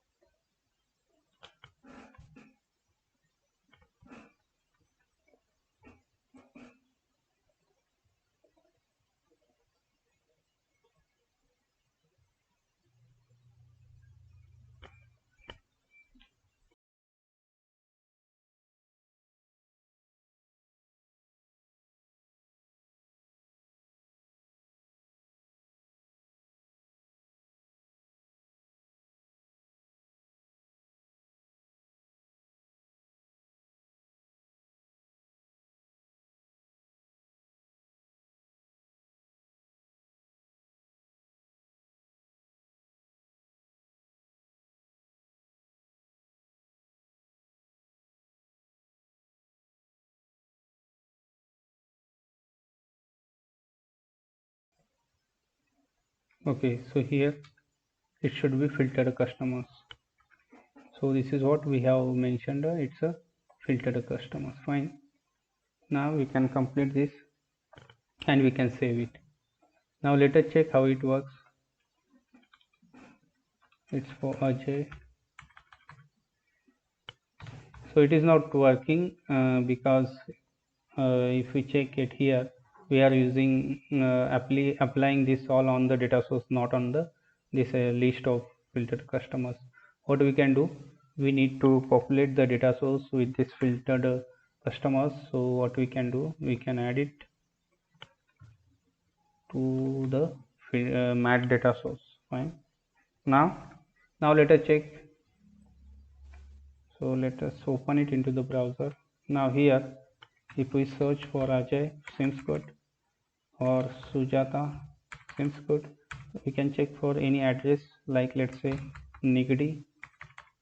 Fine. Napoleon, like Napoleon, yes, seems good. And we can search for Paris. Fine. So that means our filter is working fine on the table data. Now let us implement our sorting functionality. To implement that, what we can do, here we can check, go down, and here. So this is our sorting. To achieve the sorting, what all things we need to do, here we can mention, check, like this is the mat sort, we can copy.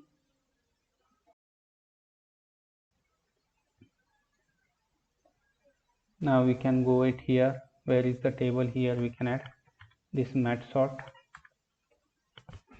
What next we need to add, and for each header we can use this header and copy it.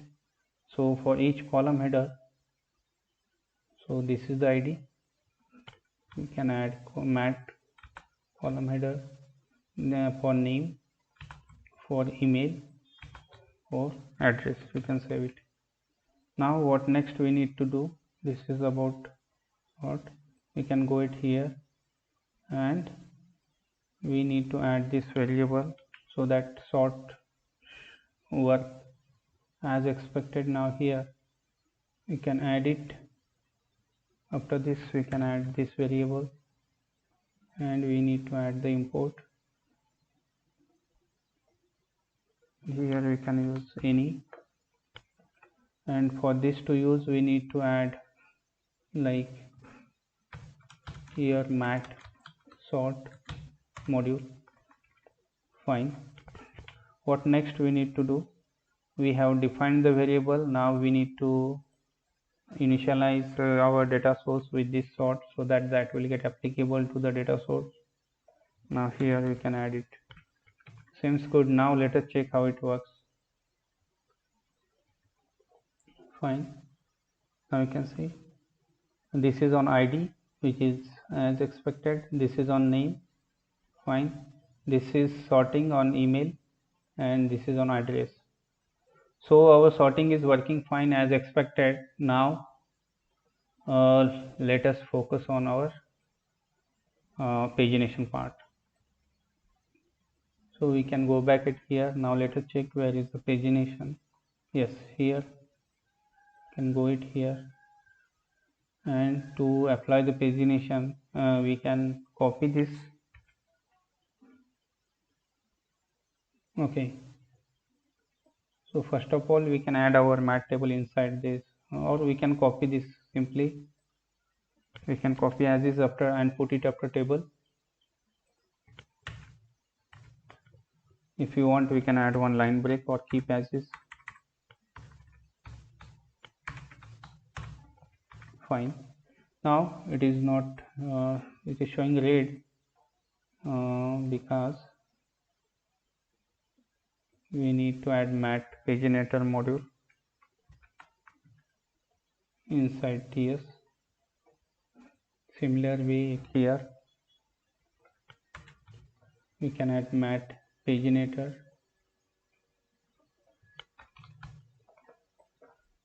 and for this here we can add import mat paginator as a module. You can save it. Now what next we need to do? We need to apply it to the data source. So we can add this statement at here. That's it. Now let us check how it looks. Now here we have 5, 10 or 20 records. Now if we click on next page, it will show us next 5 records. Likewise it will keep on showing the next 5. Now last we have 12 records, so on last page it is showing only 2 records, and as we have reached the last page, the next page and last page is disabled because we do not have any further page or data to show. Similar way, if we click on previous button, it will take us to the previous page till we reach the first page. And once we are on the first page, and the first page and the previous page will get disabled because we do not have any previous page or previous items to show. Here we can control the number of items like this one. So if you want to change this number of items, so we can go to it here. Let's say here we can make it 3, 6, or we can choose like 4. It should be in multiple, 4, 8, 12, and we can say. Now see, now it is showing 4 records per page, like this is next 4 and this is next 4. Fine. And here you can choose the number of items that will be shown per page. Seems good. Fine. Now next thing, like what we can do, we have implemented the pagination as expected. Now next thing, like on click of this add button, it should open the dialog material dialog form, and that dialog form we are going to use for addition and addition purpose as well. So let us do one thing. Before we go ahead, and let us add some CSS to the table. So I have some copied CSS.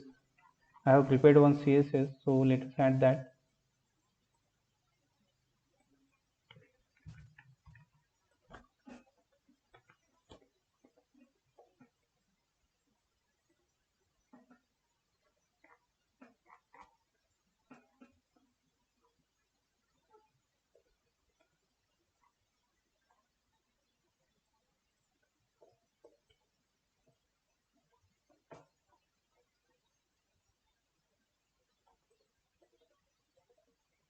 Okay, what we can do, we have this home.component.css. We can copy and paste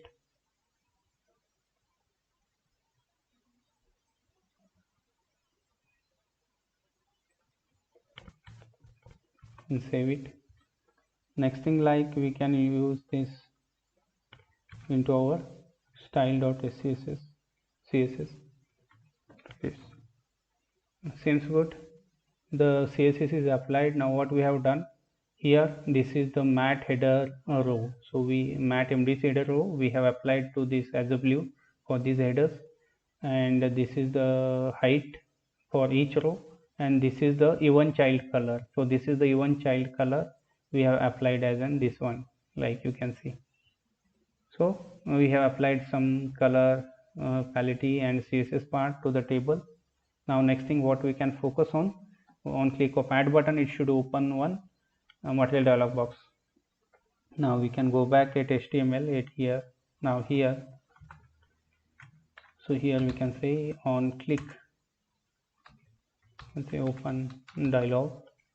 Here we can pass the data, open like cust dialog we can see, and here we can pass the data.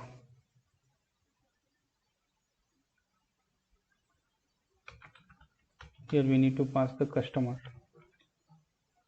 and for this like we need to define,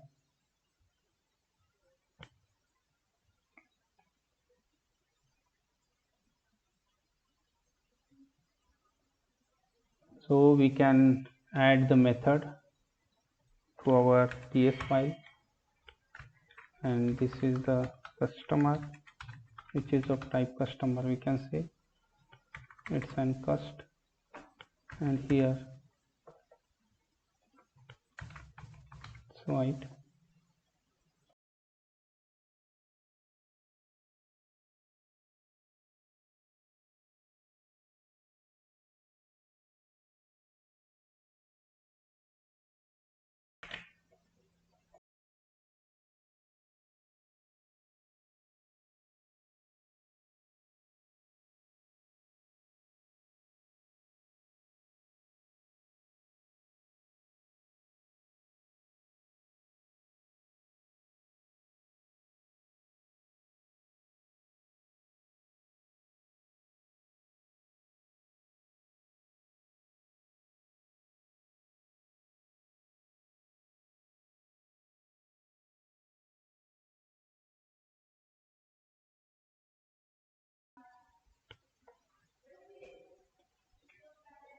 So first of all we can define one read only it here, a read only dialog, and we can say it's inject mat dialog.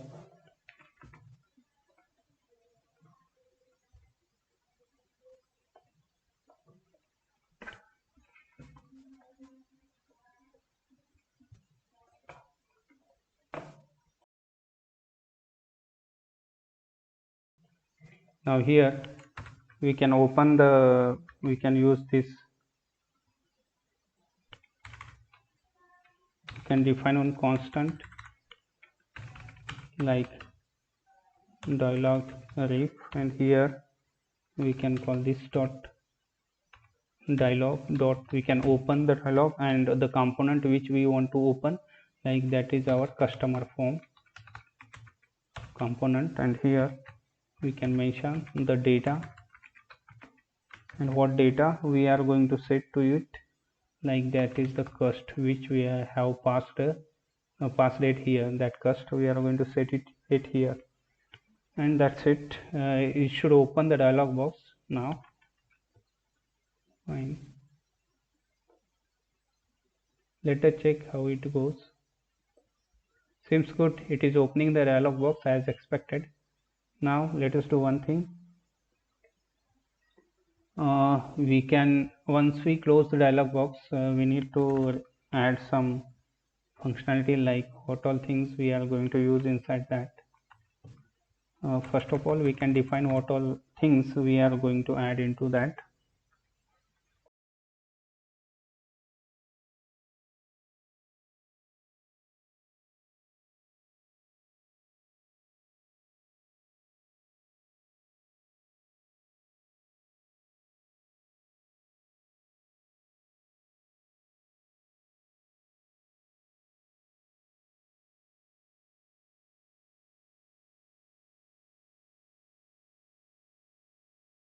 So we are going to use a name which is of type string, and we can initialize it with blank. Similar way, it's an email.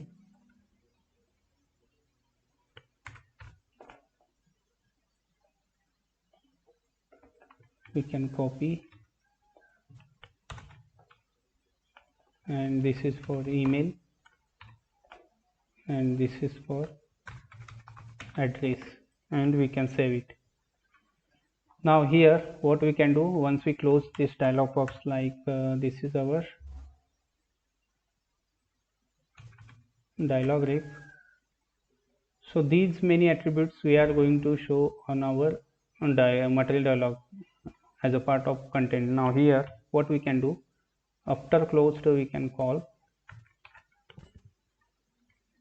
and we can say it's after closed we need to capture those values whatever we have entered before we close the our dialog form, dialog ref or material dialog.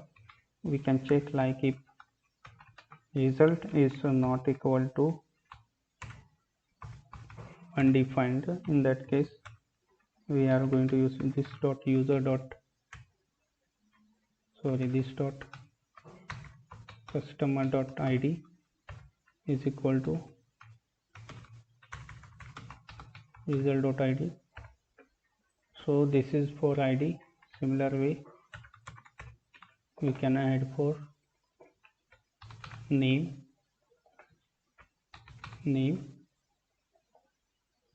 This is for email,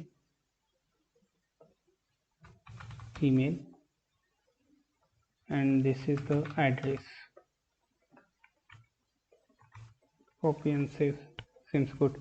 So we have written this one, like after closing this one and to opening this one. Now after opening it is showing just the one string, like which we have set into it here, like this string it is showing. Let me show you. So it is showing only this one. Now let us prepare our customer form, how it should look like.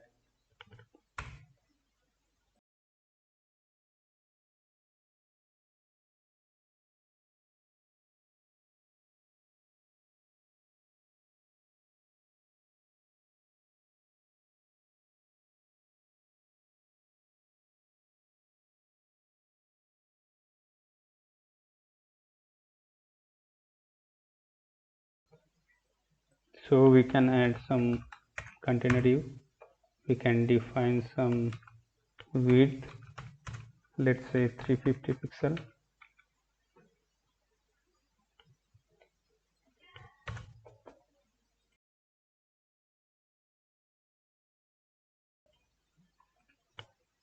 First we can add one div wherein like we are going to show one close button at the right corner. Next div is for showing the title. Next div is for showing the content, and next div is for showing the action buttons like submit and cancel.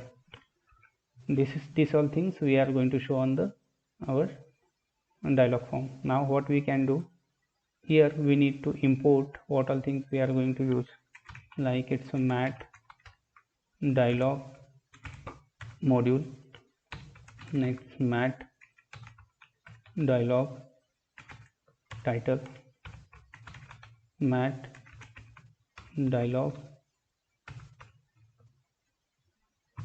content, and mat dialog we can say actions. These many things we are going to use. Now let us do one thing here. Here we are going to use mat. Okay, so here this is the first div.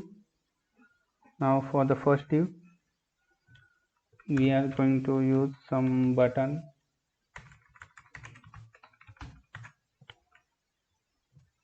and this is the mat icon button. We can add some style. We are going to show the close button at the right side, and we can add some margin, let's say 15 pixel, and we can save it, inside which we can use.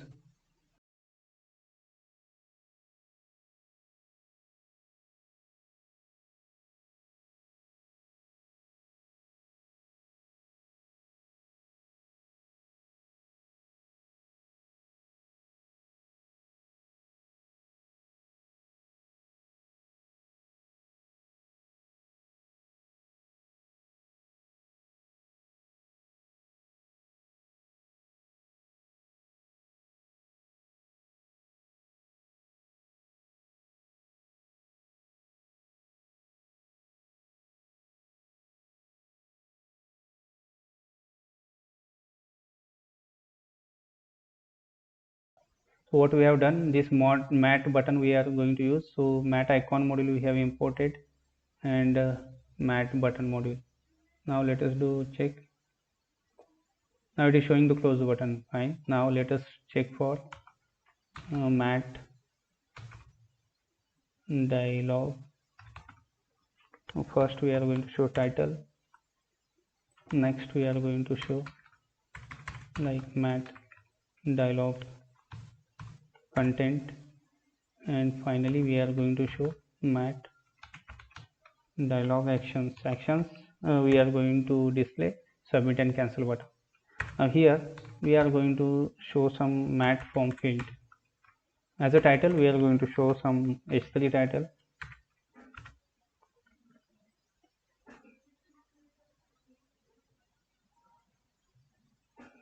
and here we can name it like it's a customer form, and we can add some style, like we can add some color.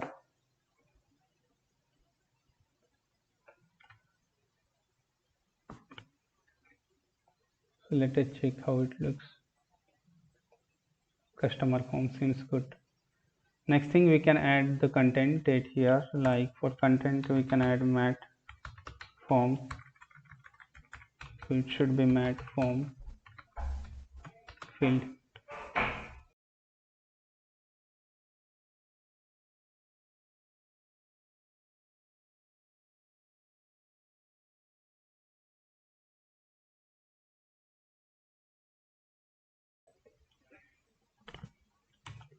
Mat form field. And for this mat form field, so here to use this mat form field we need to add mat form field module. Save it. For this mat form field we can add one input, and which is like it's a mat input, and it's a placeholder. We can add enter name, can save it.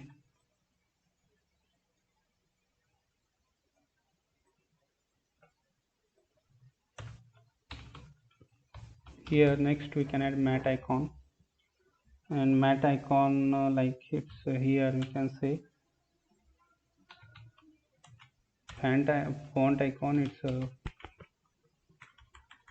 like person, and we can save it and check how it looks. Okay, now here we can add mat suffix, so that it should show, icon should show next to this one. Now here mat form field module we have added mat icon module, we need to add as well. So here give comma mat icon module, and we can save it.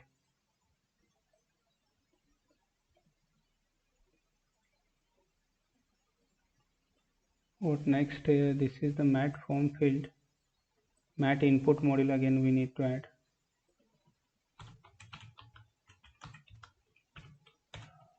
And save it. Seems good, it is showing as expected. So this is for name. Similar way we can add for one more field.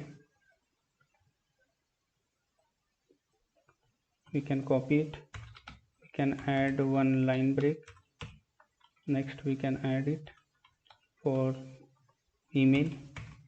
After line break we can add it for address. So here we can mention it is for email, and here we can say it's email, and this is for address. Say address. Now let us check how it looks. Seems good, it is showing as expected. Now what we can do here, after we can add one br, and here, no, not it here, because we have action buttons, we need to add it here. Here we can use button, and here we can use matte flat button, and we can name it like it's a submit.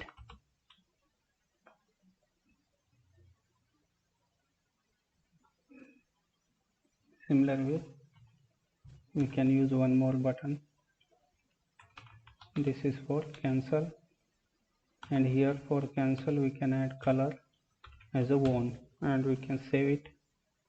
And for this, like we can align it to center. Now let us check how it looks. It seems good. Now on click of cancel, it should close the dialog box. Matte dialog close.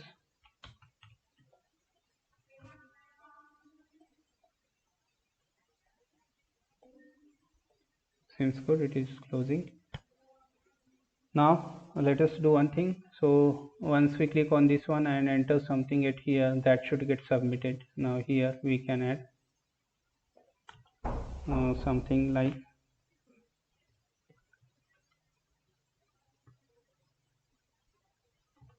here we can mention some click, and this is we are going to use for or edit customers, and here can use this data. And what next we can do, like once we matte dialog close, we can use this data as well.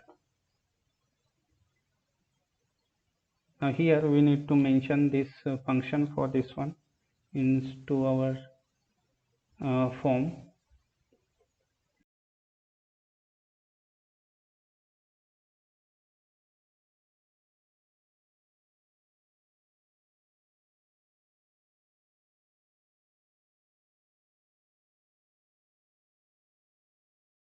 Now this is our customer form. Now here first of all we can use one dialog reference to our material dialog, say inject, and here is matte dialog ref we can use, and it is using the component what the reference it is of, it is of reference of customer form component. Complete. We can add import for this one. Fine. So this is first our reference to the dialog box. Next we are using the data which we have set it here, like this one. Now for that we need to define one variable, and we can inject, and this is like it's a customer type, and here we can mention one more thing, like it's a matte dialog data.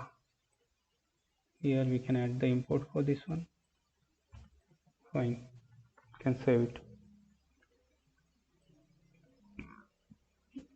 Now next thing, like we are going to call the APIs from the backend side, so we need to define constructor. Inside this we need to use our customer service,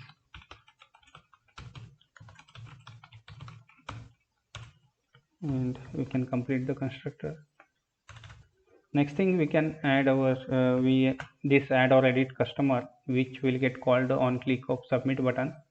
Now here what we can mention, it is giving us customer as an input which we want to add or edit into the database.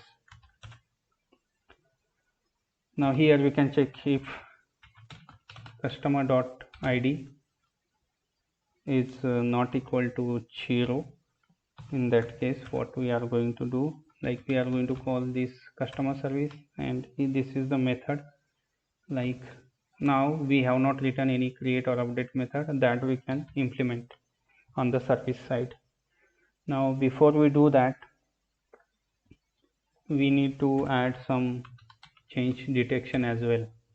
And here what we can mention, like it's a change detection strategy dot on push. So every time we make a change, it will detect and it will keep pushing that change, which is once we entry we insert into the on click of submit, it should keep on tracking the change and accordingly it will sync. Fine. Now here we need to define one create like post and put mapping inside our service set here. Now we can copy it, add as this, and here we can mention it's an create customer, and what customer, it's an input of customer, and here can remove it. We can call post mapping, and here it is of return type of customer, and this is the base URL, and we are going to pass the data to be submitted or inserted into the database. So this is about create customer. Now we can use it here in our form. So here this is for update. Now we can use if there is no ID or 0 ID. In that case we are going to call the customer service dot, we are going to call the create customer, and here we are going to pass this customer to be created, and here we can subscribe, call next, and this is the data, and we can log the message like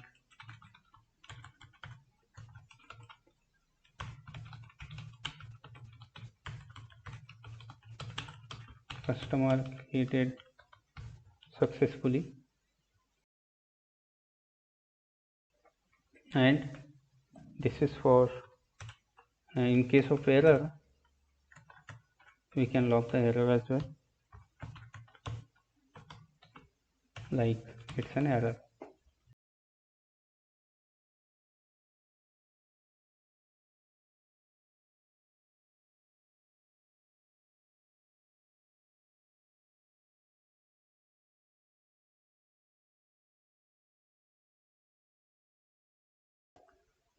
So this is about error we have added. Now this is customer service, this is for addition. Now let us check how it goes, whether it is adding the customer. Now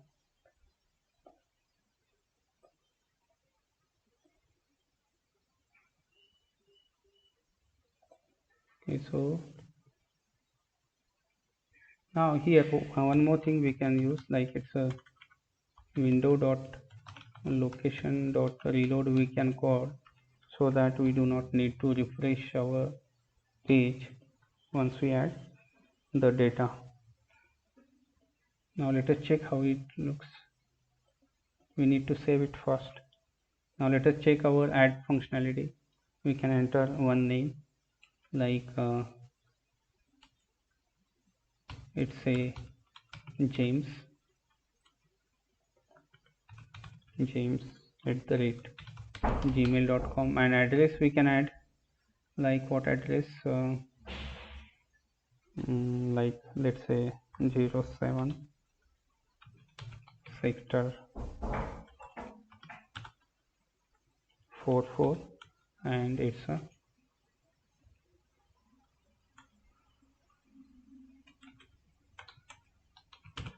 Gandhinagar, Gujarat.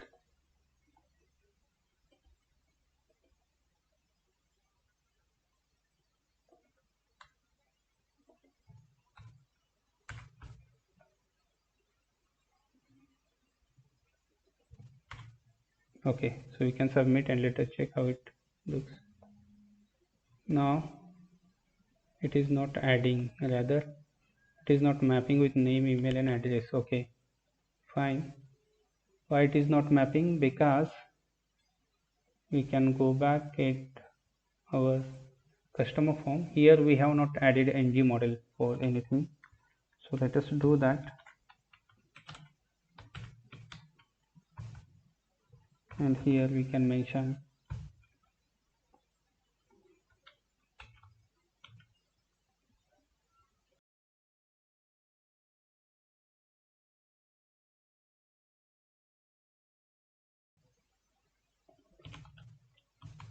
it's a data.name. Now it is showing the error, so we need to add common module. Next we need to add form module and we can save it here. Fine, this is for name, we can copy it. Next this is for email and this is for address and we can save it. Now let us cross check one more time how it goes. We can enter one name, let's say Vijay, email vijay@gmail.com, address like 21 sector 3,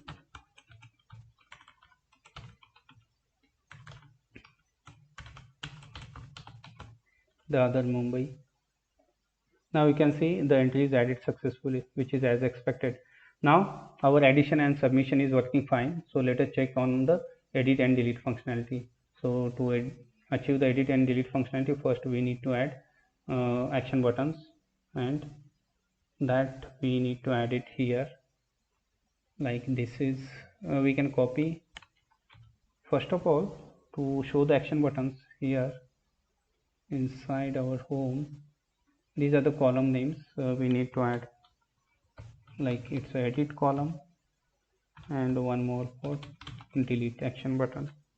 Now here inside it here we can copy this. This is for edit and this is for delete, and here we can mention it's edit and here it's edit. And here what we can do, we can create one button and it's matte flat button we are going to use, and it's edit button.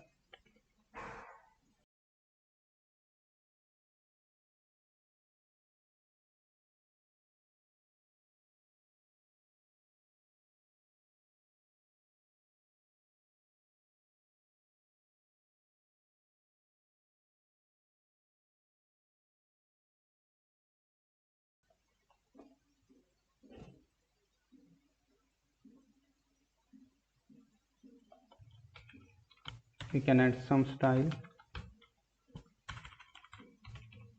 height 27 pixel, and we can use width as an auto.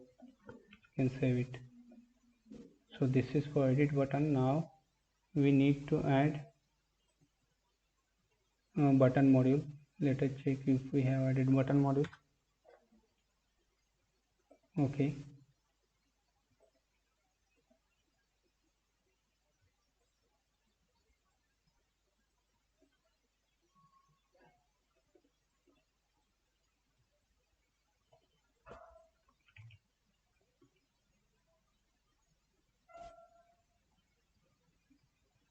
okay, here we have added button module as well. Okay, so basically we need to add one more thing like delete as well, so that it will show, because we have added columns as an edit and delete, so we need to complete it for delete as well. So this is the delete, and here we can mention it as an delete, and here we can copy this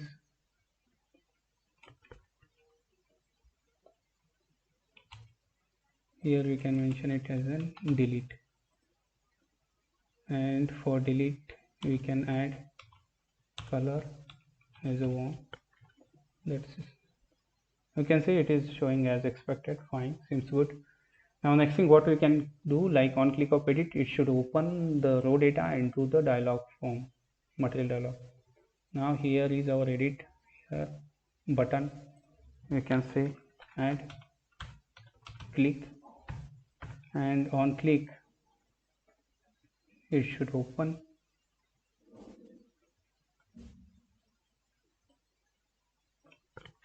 Copy it and call it. You can save it. Now let us check how it looks. We can see it is opening for Kevin. This is for Kyra. Seems good. This is for Ajay. Now it is opening the data on click of edit. Now once we edit something, so on submit it should call the that function. Now we can go back at here, and this is our edit, and here is our edit part we need to implement. So what we can do, we can copy this create part and add it, paste it here, and here we are going to call the update customer method on the service, but we need to create the method for that one. So what we can copy it, next we can create update customer, and here we can call the put mapping, and for updating the customer we need to pass the data as well along with the ID as well along with the modified data. So what we can do, we need to pass data dot ID here, and that's it. Now let us check by calling the update customer at here, and this is the, we need to say it's updated successfully. That's it. Let us check how it goes. Now this is the Ajay. If we want to modify Ajay, instead of Ajay we can modify it Amar, and Amar, and here we can say it's an 8 sector Z, and we can submit. Okay, it is updated. Now refresh. Okay, fine. Now it is updated successfully with Amar, and if we cross check into the database as well, and we can see yes, it is added the Amar as expected. Now if we check, Ajay is now there because we have updated as an Amar. Fine.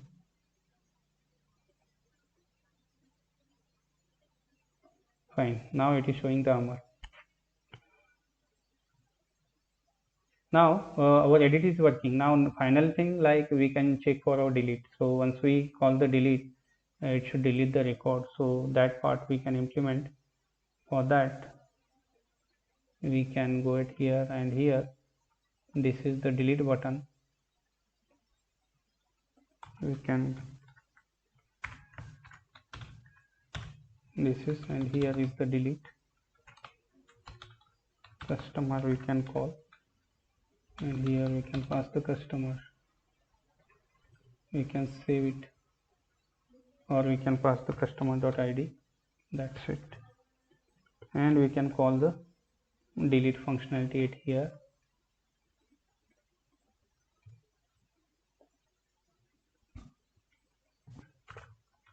Delete customer ID, which is a number, and here we are going to call the delete service method.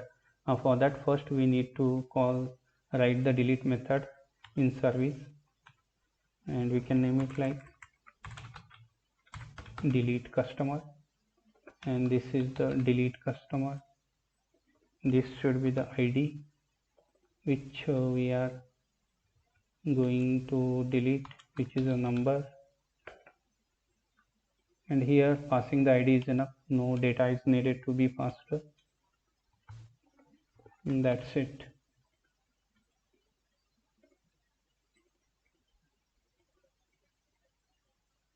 and similar way we can go back it here, our customer TS. Here we can call this dot customer service dot delete method, and here we can pass this ID, and we can call subscribe, and here we say data.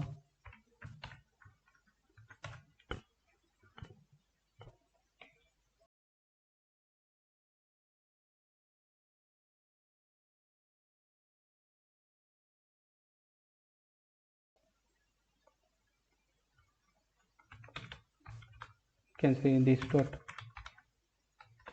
customers is equal to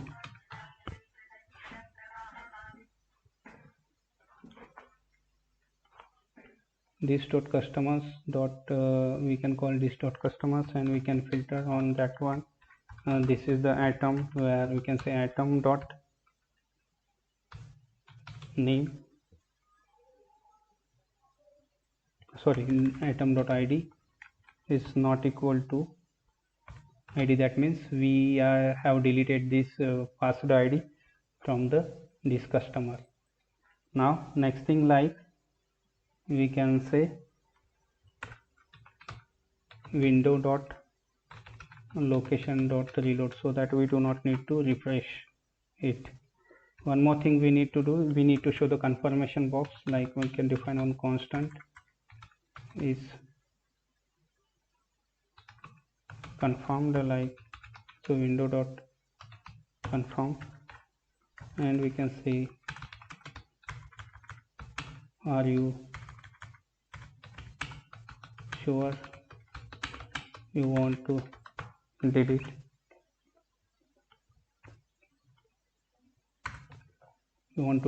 then if it is a yes, like is confirmed, then we should go for deletion. That's it. Now we can copy this much part, sorry, this bracket. If it is clicked on OK button, then we should go for deletion part. Now we have added this and we have saved it. Now fine. Now let us check the delete functionality as well. Now let us go to this Vijay, which is a 15 record. Fine. Now let us check if the Vijay is there. No Vijay is there, that is deleted. Fine. Now similar way we can remove the Tom, which is of 10.